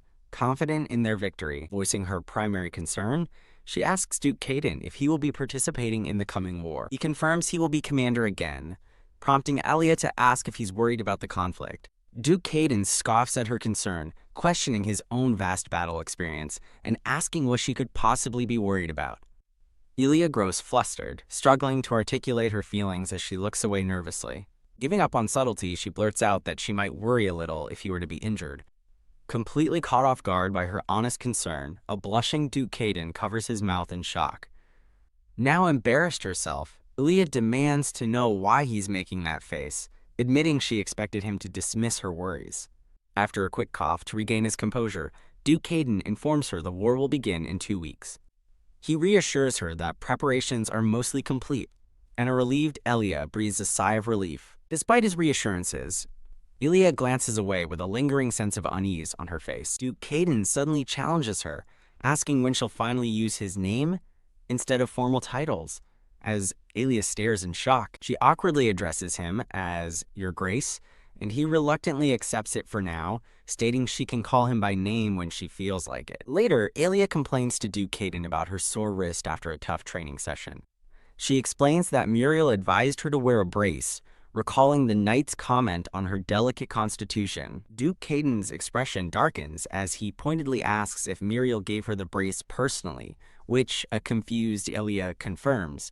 Abruptly standing, Duke Caden announces he's assigning a new knight to her training, leaving Ilya utterly shocked by his sudden decree. He dismisses her, but Ilya stands her ground, protesting that he can't make such a decision on a whim. HMPH. When he asks if she's refusing to leave, she defiantly crosses her arms and declares there's not a chance. Ilya internally resolves not to back down, bewildered by his sudden stubbornness. Unfazed, Duke Caden simply tells her to stay as long as she likes while he walks away. She watches in disbelief as he walks past her and sits down at his large office desk. He immediately begins reviewing documents, completely ignoring her presence in the room. Stunned by his behavior, Ilya can only wonder what on earth he is doing. The sun shines through the window, indicating that a significant amount of time has passed. Duke Caden continues his work, diligently writing at his desk as Ilya's standoff continues. He hums to himself, completely absorbed in his paperwork without a glance in her direction. Ilya has finally succumbed to exhaustion, having fallen fast asleep on the sofa. Duke Caden approaches and gently brushes a strand of hair from her sleeping face. He leans over her peacefully resting form, a gentle expression on his face. In a soft whisper, Duke Caden speaks her name. Elia. Stirring from her sleep, Elia drowsily wonders if someone just called out to her. Her eyes flutter open, and she finds herself in a bed, waking up next to a sleeping Duke Caden. Utterly confused, she sits up and questions how she ended up in Leanne's room when she was just in the study. Looking out at the night sky, she decides to take a short walk to clear her head since she can no longer sleep. A sudden, sharp pain shoots through her body, causing her to cry out. Ah! She collapses to the floor, gasping for air, and wondering about the source of the agonizing pain. Looking up in horror, she sees the sky outside has changed, questioning why the moon has turned a terrifying shade of red. The blood-red moon hangs ominously in a dark, swirling sky, casting a malevolent glow. Catching her breath on a balcony, Elia finds a moment of respite from the intense pain. Clutching her chest, she notes the pain has faded, but the unsettling feeling lingers, leading her to a sudden, startling thought. Her eyes widen in dawning comprehension as a crucial realization about the red moon strikes her. Elia recalls Lydiana's ancient texts, connecting the red moon to a sign of Position's weakening divine power, and realizing how strange her friend's knowledge was. She remembers a prophecy about an ancient shadow, a terrible existence sealed by the deity Position. Pondering strange phenomena, Elia connects High Priest Laura's lack of divine power and her own magic immunity to those protected by God. Filled with new resolve, Elia realizes her duty is to prevent Position's power from weakening any further. The scene transitions to the Grand Ducal estate on a bright day. As she prepares to depart in a carriage, Elia tells Duke Caden to behave while she's away, and Deluan wishes her good luck. Deluan waves an energetic and happy goodbye to the departing carriage. Smiling warmly from the carriage window, Elia waves back to Deluan. She turns to Duke Caden, asking him if he could wave to his son as well. Annoyed by his stoicism, Elia worries that Deluan must be disappointed by his father's coldness. Taking matters into her own hands, Elia grabs Duke Caden's arm and makes him wave, insisting it's a simple request. Deluan's face lights up in absolute shock and delight to see his father waving back at him. Elia happily points out Deluan's thrilled reaction, but Duke Caden coldly tells her not to bother him with such nonsense. Duke Caden turns away, adjusting his attire with a composed expression. Elia smirks knowingly, thinking to herself that he's just being bashful. As their carriage travels, she muses that arriving late to the tournament wouldn't be so bad. Duke Caden announces they have arrived at the royal hunting grounds and that it's time to disembark. Duke Caden formally assists Elia as she steps down from the elegant carriage. Walking arm in arm through the crowd, Elia feels the blatant, curious stares of the surrounding nobles. Duke Caden internally acknowledges the attention, attributing it to their arrival together, and the existing rumors about him and Lydiana. He grimly predicts that their joint appearance will spark new rumors of a love triangle, feeling the intensity of the crowd's gaze. A guest in the crowd remarks that they heard Marquis Dior would not be participating in the tournament. Elia looks toward the main stage, her expression calm despite the attention. The Emperor makes his grand entrance, ascending the steps to the podium. With a charismatic smile, the Emperor begins his address to his beloved citizens. Elia gasps, her eyes wide with surprise at the Emperor's unexpected appearance. She grudgingly admits that while his tournament attire is unusual, he does look regal. Suddenly Duke Caden moves to stand directly in front of her, blocking her view. Elia questions why he's suddenly in her way, but he remains silent and unmoving. Surrounded by a border of cute cats, Elia can only stare in disbelief at his behavior. From the podium, the Emperor encourages the competitors to show their skills and bring glory to their houses. Observing the Emperor's speech conclude, Elia remarks that the tournament has begun, and Duke Caden agrees. The scene pans over the bustling tournament grounds, filled with colorful tents and mingling nobles. Duke Caden turns to Elia, seriously asking if she remembers his instructions. She confirms she is to use a magical device if forcibly taken, prompting him to ask for the rest. Elia recites his orders to refuse meetings with nobles and keep any royal interactions brief and within the tent. An attendant holding a black horse confirms he understands his orders and will keep them in mind. The attendant wishes Duke Caden good hunting as he prepares to ride off.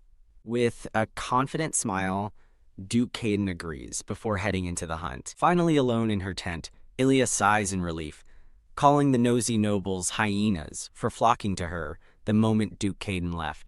She sits back and sips her drink, enjoying a rare moment of peace. Feeling tired from the tense morning, Elia stretches languidly in her chair. Chirp! The sudden cry of a white bird from nearby startles her, capturing her full attention. A night guard asks what's wrong, and a flustered Elia struggles to respond. Her expression fills with unease as she processes the sound.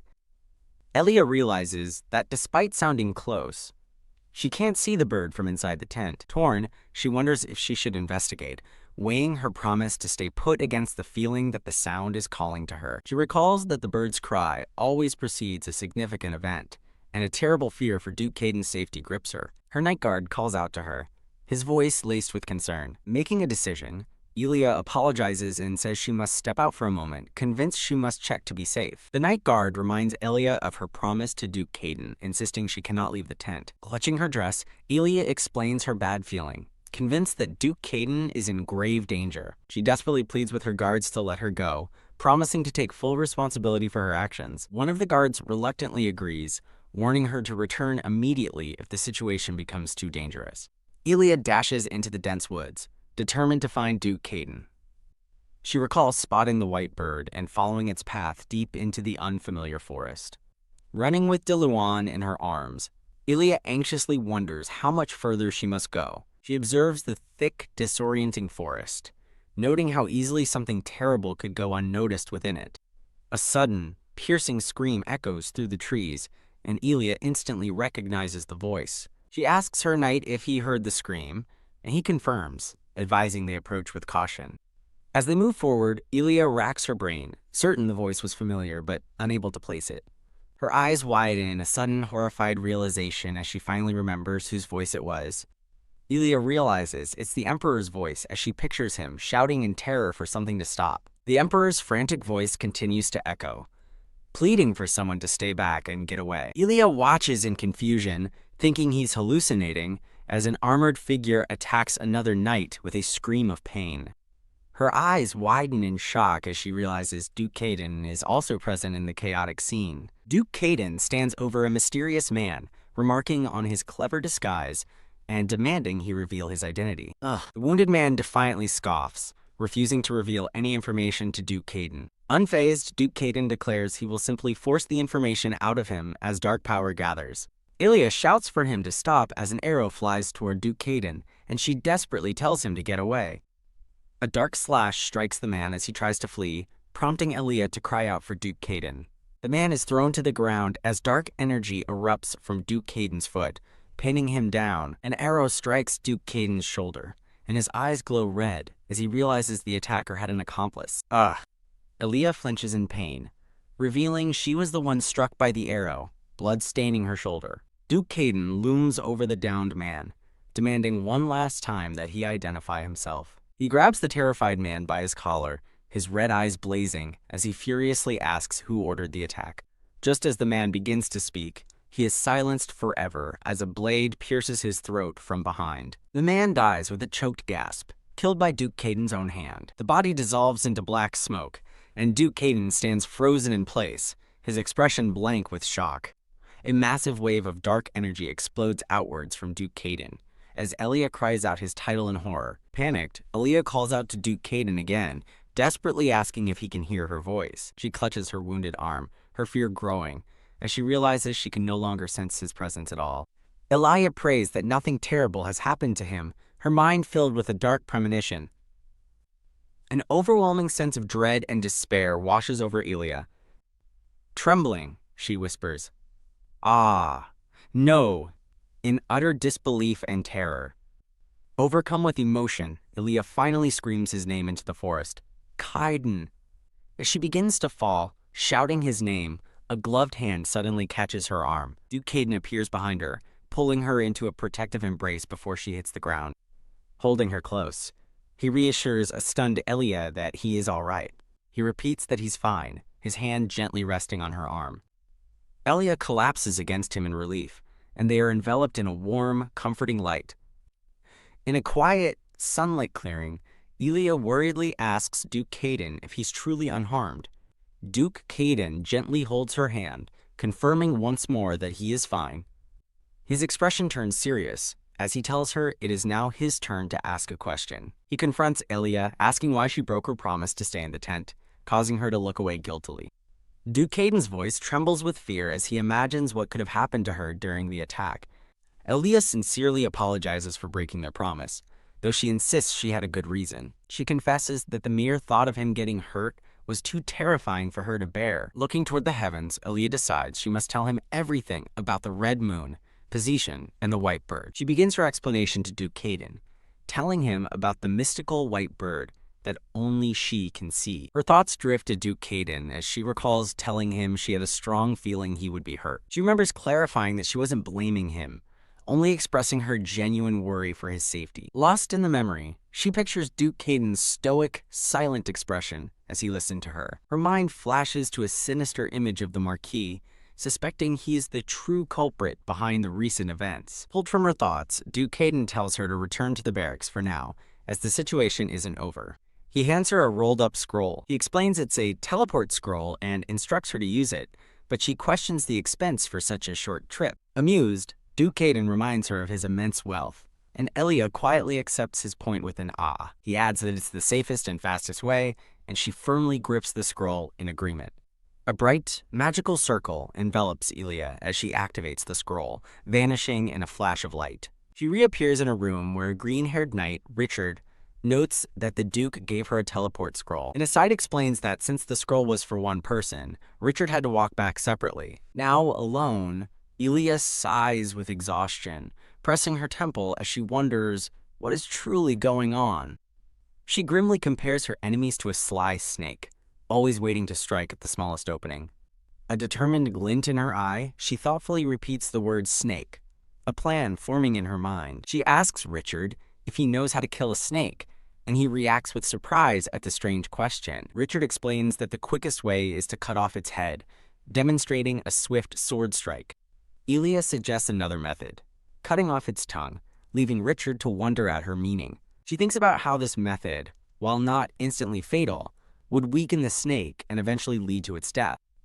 Understanding the metaphor, Elia realizes she needs to find her enemy's fatal weakness, and Richard agrees.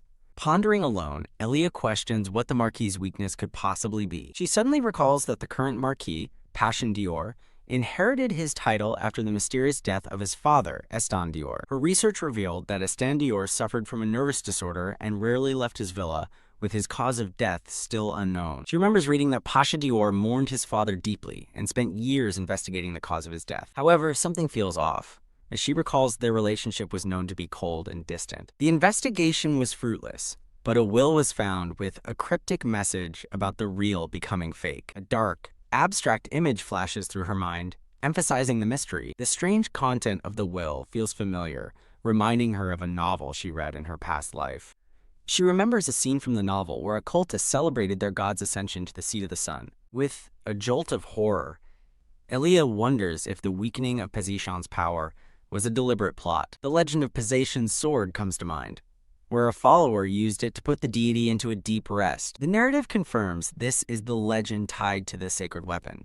Elia resolves to see the holy sword, hoping that touching it will grant her another vision. The story shifts, explaining the hunting tournament was suspended after the Emperor was attacked and fell ill. To find the mastermind, Duke Caden began personally conducting interrogations in the dungeon. Meanwhile, Elia reflects that her actions did manage to produce one small, positive result. A voice in her mind asks what she brought back from the hunt. A white bird chirps as Elia playfully asks if it stole the expensive-looking jewel it's carrying. Admiring the jewel, she notes that its color is remarkably similar to her own eyes. The scene transitions, showing Elia from behind as she moves on. In the throne room, Duke Caden approaches the Emperor, who has a final matter to discuss. As a reward for protecting him during the attack, the Emperor offers Duke Caden a gift. When asked what he desires, Duke Caden formally requests ownership of the Regan territory. The Emperor questions his choice of a barren land, but the Duke explains it is to prepare for an upcoming war. Pointing to a map, he details how owning the border territory of Rigodin will streamline its fortification. Convinced by his logic, the Emperor agrees to transfer the territory to Duke Caden's family. Elia smiles, knowing her plan succeeded. Now the imperial family cannot interfere if a Manastone mine is found there. She recalls telling Duke Caden to ask for a Rigodin, pleased that she used her knowledge of the plot to their advantage. Duke Caden looks over his shoulder with a faint, knowing smile. Elia returns his look with a bright, satisfied smile of her own.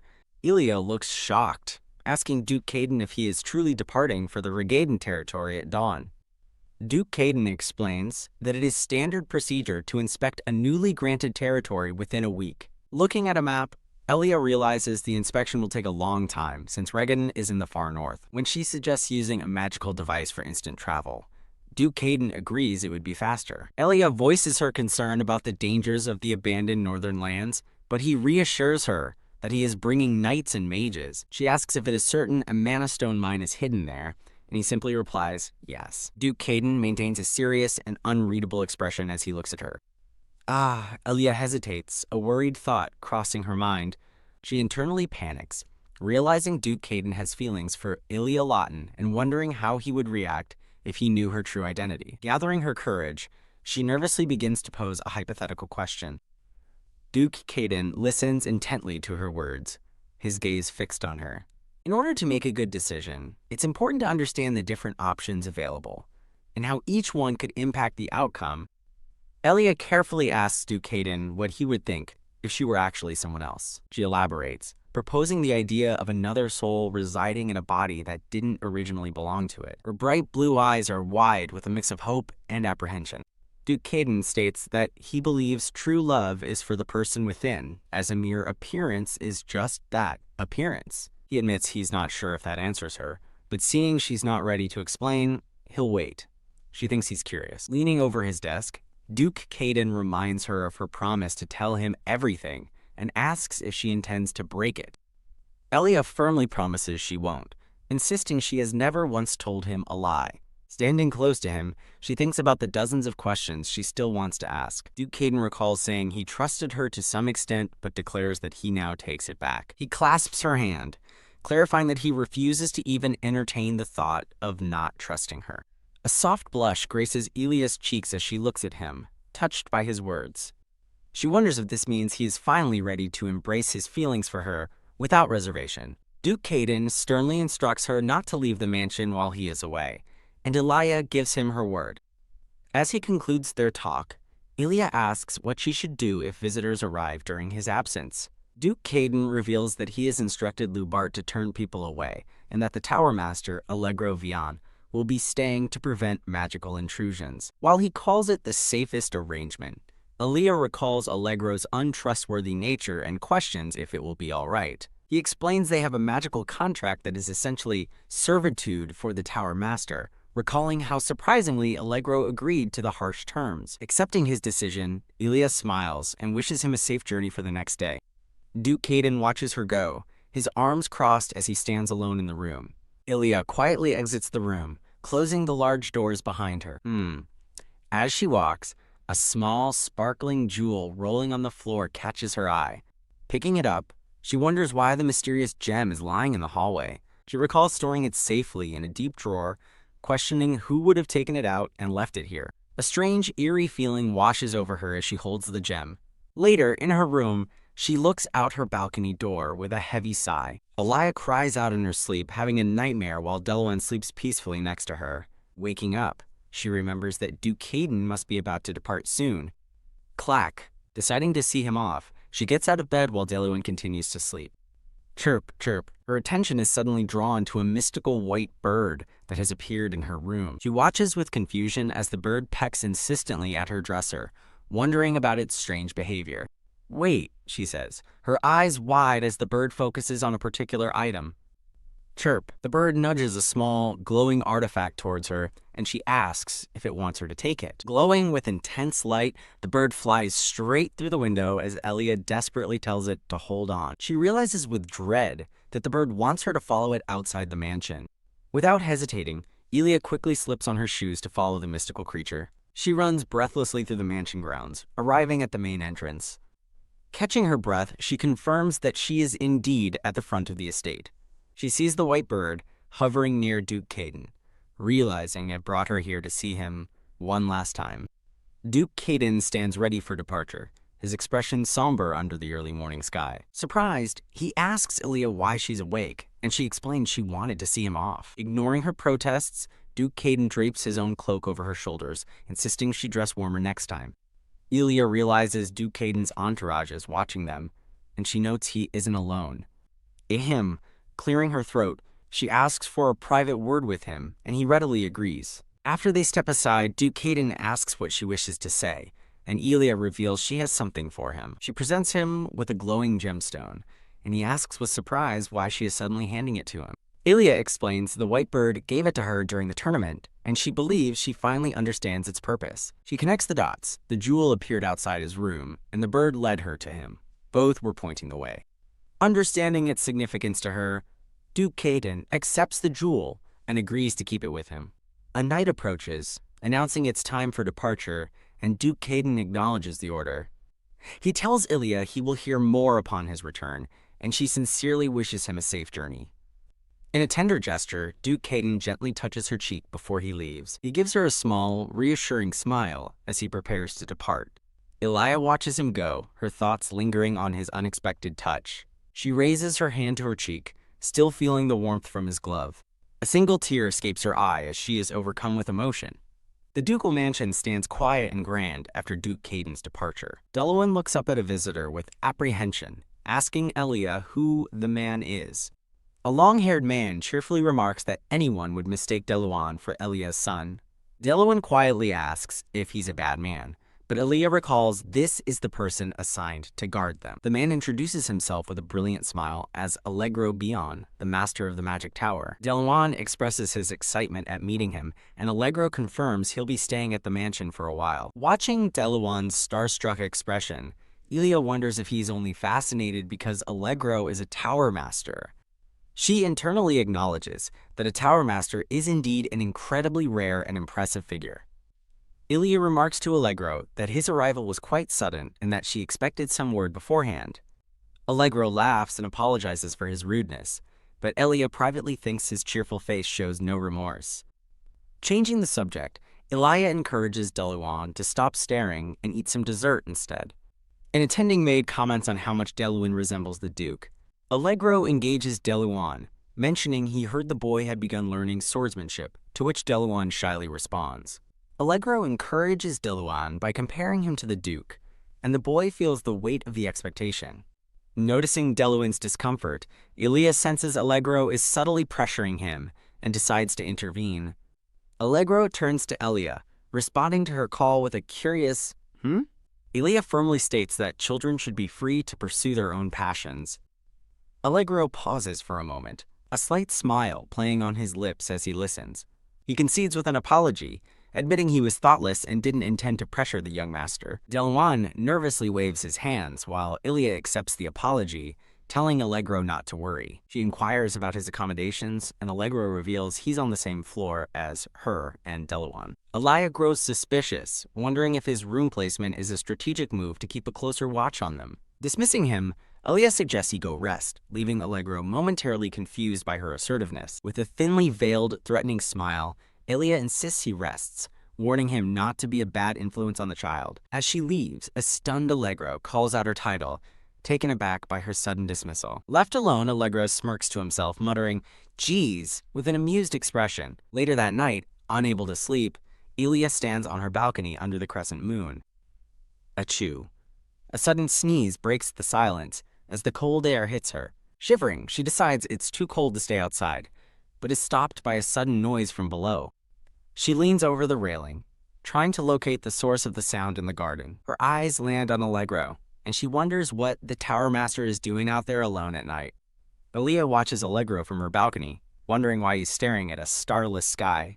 Suddenly, Allegro appears beside her, startling her as he wishes her a pleasant evening. She chides him for startling her, asking him to announce his presence next time, but he just laughs. Ilya asks what he was doing outside, certain it wasn't for a simple stroll. He explains he was checking the large-scale magical barrier he just placed over the entire estate. Allegro confirms that setting up the barrier at the Duke's request is one of the reasons for his visit. Ilya grows concerned when he mentions using several dozen magic stones for the barrier. He nonchalantly tells her not to worry, as the Duke assured him of some kind of secret backup plan. Growing suspicious, Ilya listens as Allegro mentions the other two mines are still operating fine. Allegro leans in with a sparkling smile, pointedly asking if she's sure she doesn't know anything. He presses further, asking if she has already heard something about the situation. While Deluan sleeps, Allegro states that the impending war is a convincing enough reason for the high security. Elia worries internally, wondering if Allegro knows about the hidden magic stone mine. She reasons that he wouldn't be acting so calm if he knew, as he maintains a pleasant smile. Rian appears on the balcony, asking Aaliyah what she's doing out there so late.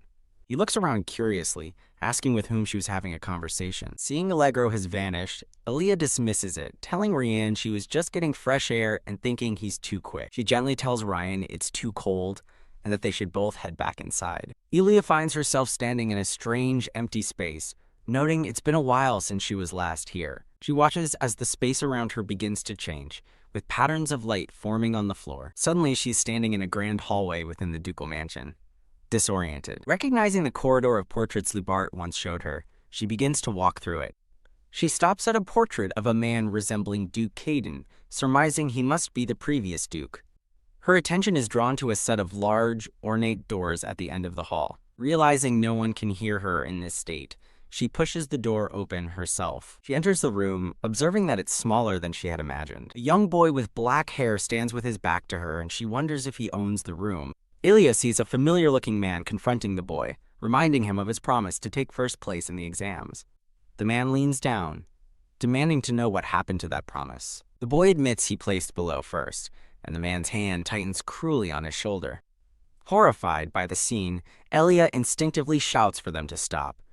She reaches out, but her hand passes through them, powerless to intervene. The man coldly states that the Marquis's son, Passion Dior, was the one who took first place. Ilya finally recognizes the man from the portrait, identifying him as Ilubin Nathan. A terrible realization dawns on her as she understands who the frightened child must be. Ilubin calls his son pathetic and asks if he intends to become useless trash. The young boy sobs that he was wrong, addressing him as father. Ilubin coldly sentences the boy to sit in a chair and reflect on his disgrace until morning. He gives a final chilling warning not to move, and the boy meekly agrees. As Ilubin leaves and the door slams shut, Ilya is left stunned, wondering how he could treat his child so cruelly. She watches helplessly as the young boy silently accepts his punishment. The boy looks down in shame, repeating his apology to his father. Elia's heart breaks as she wonders how many times the child has had to endure this. Overwhelmed with sorrow, she finds it hard to breathe just from witnessing the abuse. Unable to watch anymore, she turns away from the painful memory. Elia gasps as she jolts awake in her bed, clutching her chest. She sits up in bed, shaken, and trying to process the vivid nightmare. Feeling the dream was too unsettling to ignore, she decides she must speak with Lubart. As she prepares to leave, her eyes fall upon a letter sitting on her desk. Ilya reads a cheerful note from Deluan, telling her he went down to eat first and to join him when she wakes up. Holding the letter, her stomach suddenly rumbles with a loud grrrgh. After her meal, Lubart greets her with a warm smile, asking if she enjoyed her lunch. Ilya laughs, clearly having enjoyed her time. She finds Lubart buried in paperwork and remarks on how hard he's working, but he says it's expected with the Duke away. Ilya worries she's interrupting, but Lubart graciously stands and invites her to sit down. As he serves her tea, he gently inquires why she was looking for him. Ilya takes the teacup, her expression turning serious as she prepares to ask her question. She asks Lubart about the former Duke, and he looks up in surprise, clarifying if she means Ilubin Nathan. Ilya nods earnestly, confirming she wants to know everything she can about him. With a somber expression, Lubart lowers his head and agrees to tell her. Lubart begins, describing Ilubin as a typically arrogant noble, which Ilya finds to be an honest assessment, adding he never caused unmanageable trouble. He continues, stating that Ilubin wasn't cruel or tormenting to his subordinates. However, Lubart reveals that, at a certain point, Ilubin began to change in strange ways. Startled, Ilya immediately asks when that change began. A dark memory shows a shadowy Ilubin towering over a small, terrified child. Lubart recalls Ilubin would either wander the mansion with hollow eyes or fly into destructive rages, devastating everything around him. He explains they consulted doctors, mages, and even priests, but no one could diagnose the illness. Ilya asks if the symptoms continued, and Lubart confirms they did, though they would sometimes vanish without warning. With a grim look, Lubart trails off, explaining that each time the symptoms returned, he would abuse the current Duke under the guise of discipline, causing Aaliyah to clench her fists in anger. Lubart asks if she recalls the hallway of portraits, which she confirms she does. He reveals the small room at the end was where Illuban punished the young master, and Ilya realizes her nightmare was real. Lubart confesses he was powerless to stop the abuse, and that everything changed when the current Duke turned 14. He recounts the day the former Duke and Duchess were found dead in their room from an unknown cause. Elia is stunned by the revelation, realizing the suspicious circumstances were never mentioned in the books she read. She asks if an outsider could have been responsible for their deaths. Lubart shakes his head, explaining they simply never came out of their room, forcing the staff to break down the door. He reveals they were already dead when found, and a thorough investigation showed no signs of forced entry. Furthermore, there were no traces of harm on their bodies, leaving Aaliyah to wonder what could have gone so wrong. Lubart adds that after his strange symptoms began, Illuban frequently complained of sharp, throbbing headaches that required medicine. Illy considers this new information, but internally notes that a headache alone is not enough to draw a conclusion. She asks if there were any other unusual behaviors, and Lubart pauses to reflect. He remembers that after complaining of a headache, Illuban would invariably visit the temple soon after. The grand facade of the temple is shown, hinting at its hidden significance. Lubart explains Illuban claimed he went to pray, since medicine was ineffective, leading Ilya to suspect the temple's involvement. Her suspicion hardens into certainty as she realizes the timing is too coincidental. Something is definitely happening at that temple. Suddenly, a knight bursts into the room, shouting that something terrible has happened. He rushes toward them as Ilya stands and asks what's going on. The knight struggles to catch his breath, his face filled with panic and urgency. He delivers the shocking news. Duke Caden was attacked on his way back to the mansion. A promotional panel for the webcomic is displayed. Ilya grabs the knight, demanding to know if the news is true, and he confirms it. He tells her the Duke is likely at the front gate, and Ilya immediately sprints out of the room.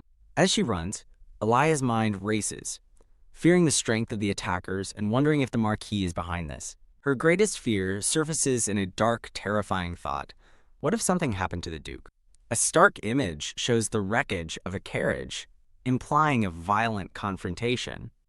Ilya reaches the courtyard to find chaos, with knights shouting urgent orders to bring medical supplies. An injured and unconscious Duke Caden is carried past on a stretcher, a knight desperately calling for help. In disbelief, Ilya watches the scene unfold in horror, until another figure catches her eye, prompting her to ask what they're doing there. The figure Ilya saw is Duke Caden, standing unharmed before her. Ilya scolds him for being dressed so lightly and demands to know what happened. She tells him she heard he was attacked, but he remains silent and composed. He asks if she was so worried she ran all the way there, and she tearfully admits she thought something terrible had happened to him. Visibly moved by her concern, Duke Caden softly acknowledges her feelings. Ilya is baffled by his calm and collected reaction to her panic. She thinks about how frightened she was, while he simply tells her not to worry because he is fine. He clarifies that another soldier was injured, but his wounds were minor and have already been treated.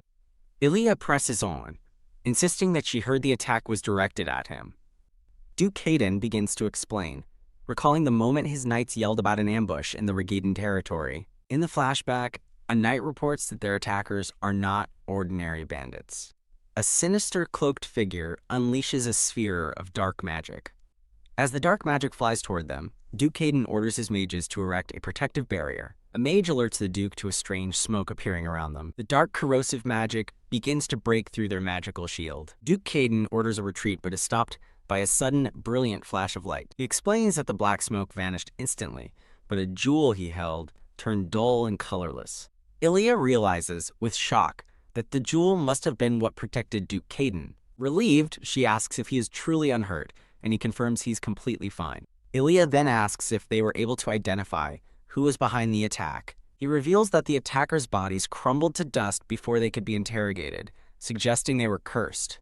Duke Caden tells Ilya that despite the attack, it's not all bad news. He reveals a cart full of raw mana stones, confirming he secured a portion from the massive Regadan mine. Elia smiles, relieved to hear that the crucial Mana Stone mine is still intact. Duke Caden confirms her hopes with a simple yes as the scene shifts. That evening, Elia enters Duke Caden's study, having been called by him. He tells her he has something he wanted to give to her. He reminds her of his investigation into the god physician, prompting her to ask if he discovered anything. He presents her with a copy of an ancient book containing records about physician.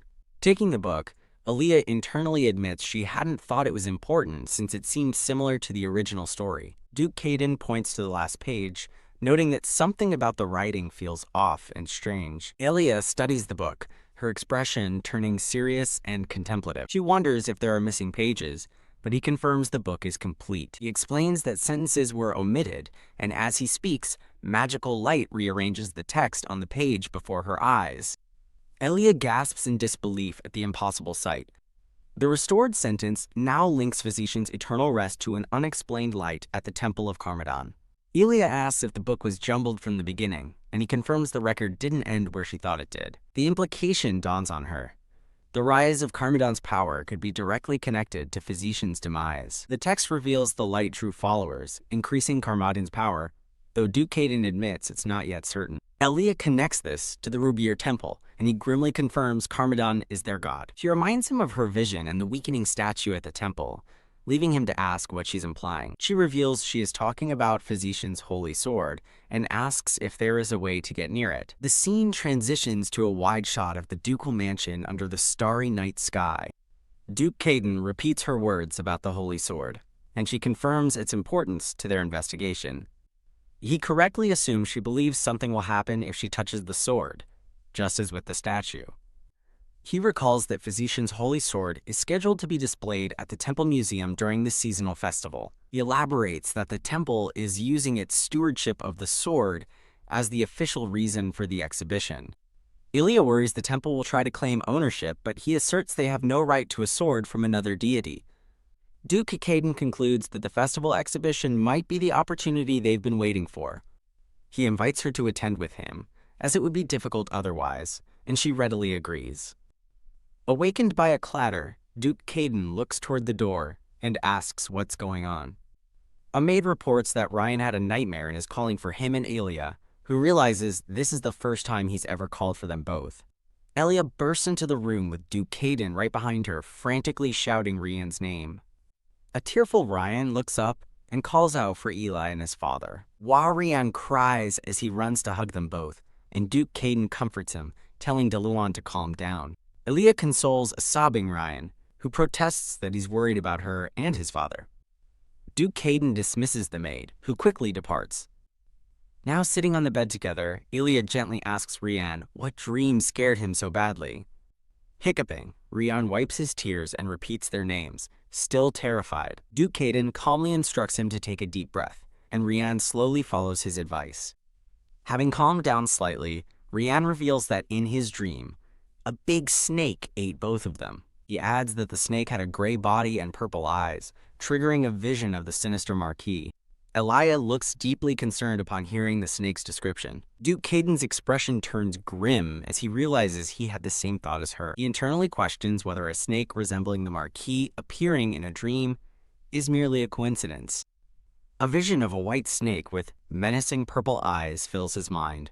Duke Caden strokes Rian's hair, telling him to think of him if the snake returns in his dreams. He promises to protect them so no one gets hurt, and Rian looks up at him with hope. Rian nervously grips his clothes, asking what will happen if his father doesn't show up. Duke Caden offers a warm, reassuring smile.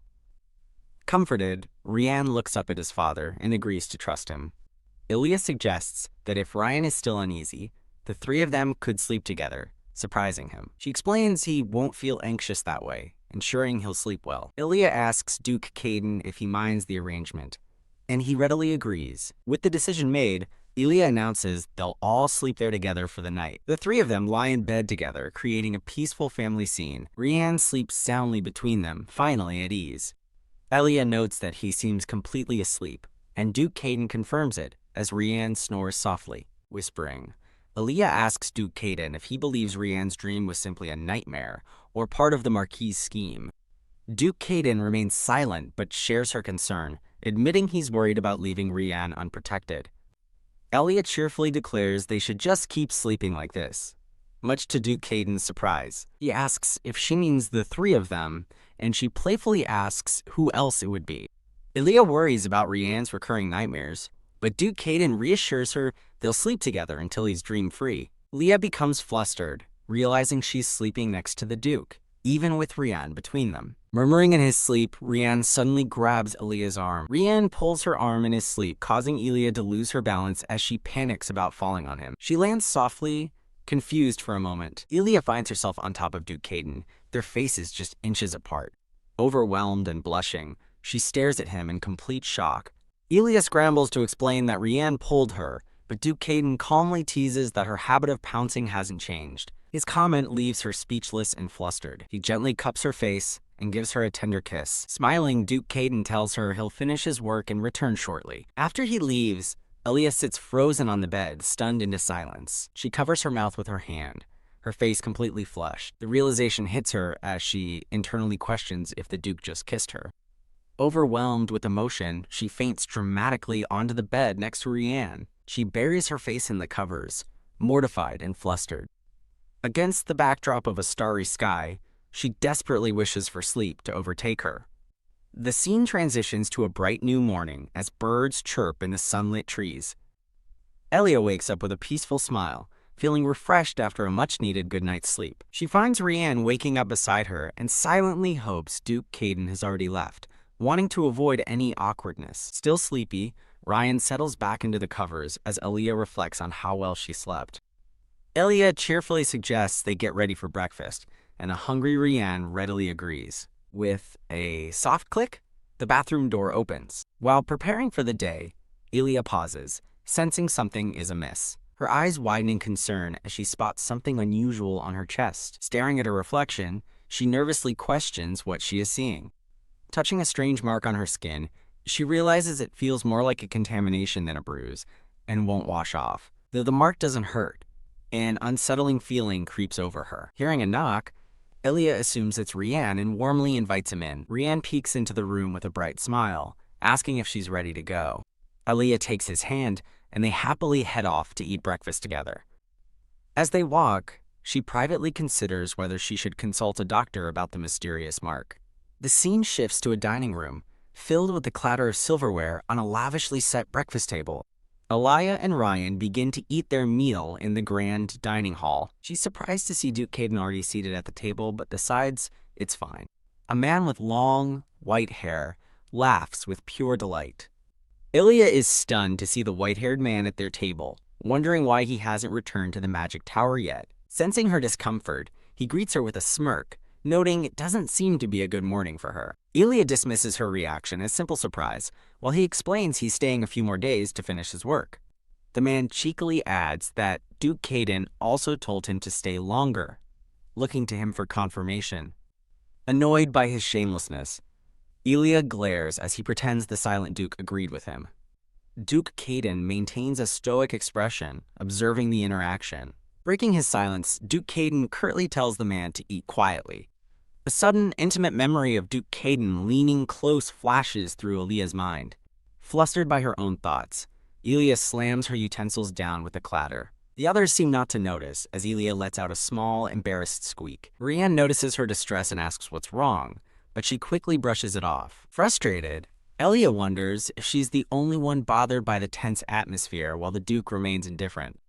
The white-haired man smiles, changing the subject to something more important. He callously asks Duke Caden about joining the front lines during the upcoming war, making Elia inwardly curse his insensitivity. Both Rian and Elia gasp in shock at his tactless question. Enraged, Duke Caden flings his spoon at the man with terrifying speed and orders him to get out. The white-haired man feigns innocence, asking why he's being kicked out for asking a simple question. Elia sternly steps in, telling the man, "Bian, could you please leave now?" Bian acts wounded by her coldness, but Elia rebukes him for his inability to discern appropriate conversation topics. Conceding defeat, Bian sighs and agrees to leave. With a final, "Excuse me," Bian departs, leaving the room with the click of a closing door. An oppressive silence falls over the table, leaving Elia to worry about the heavy mood. Elia reflects that Rianne must already know his father will go to war, as the Duke has never missed one. A flashback reveals that when Rianne was just 4, the Duke was gone for an entire year due to war. Elia gently calls Rianne's name, and he looks up at her with a somber expression. She begins to offer a comforting lie but stops, realizing that false hope would only hurt him more. Changing tactics, Elia confirms his fears are correct. A war is coming, and the Duke will have to fight. She quickly reassures a tearful Ryan that there's nothing to be anxious about. To bolster his spirits, she asks if he thinks his father would ever lose, prompting Ryan to vehemently deny the possibility. Rianne admits he's not scared of his father losing, just sad that they'll be separated for a long time. 3 months. Duke Caden looks on with a determined gaze, having made his promise. Rianne questions Duke Caden's promise to return in just 3 months. Elia worries he's just comforting Rianne, as the war should take 10 months. However, she notes his expression is full of unwavering conviction. Rianne remains seated, looking on with a surprised expression. The three of them sit together at a lavish dining table for a meal. Duke Caden excuses himself from the table, claiming he still has work to do. He walks away, leaving Elia and Rianne alone in the grand dining room. Elia smiles knowingly, thinking his excuse about work is rather transparent. She observes his threatening glare, confirming her suspicions as a nearby maid flinches. Elia correctly deduces that he's going to confront the Marquis. As she hopes Duke Caden puts him in his place, the Marquis feels his ears tingle inexplicably. Later, Elia walks alone through a long, elegant hallway. Deciding to take a walk in the garden, she is suddenly stopped by a butler. She turns to address the butler, Lubart, who informs her he has some news. Lubart explains that since she was close to someone, he felt she should know what happened. His expression turns grim as he begins to recount the events of the previous night. He reveals with a somber look that Lady Radiana suddenly collapsed.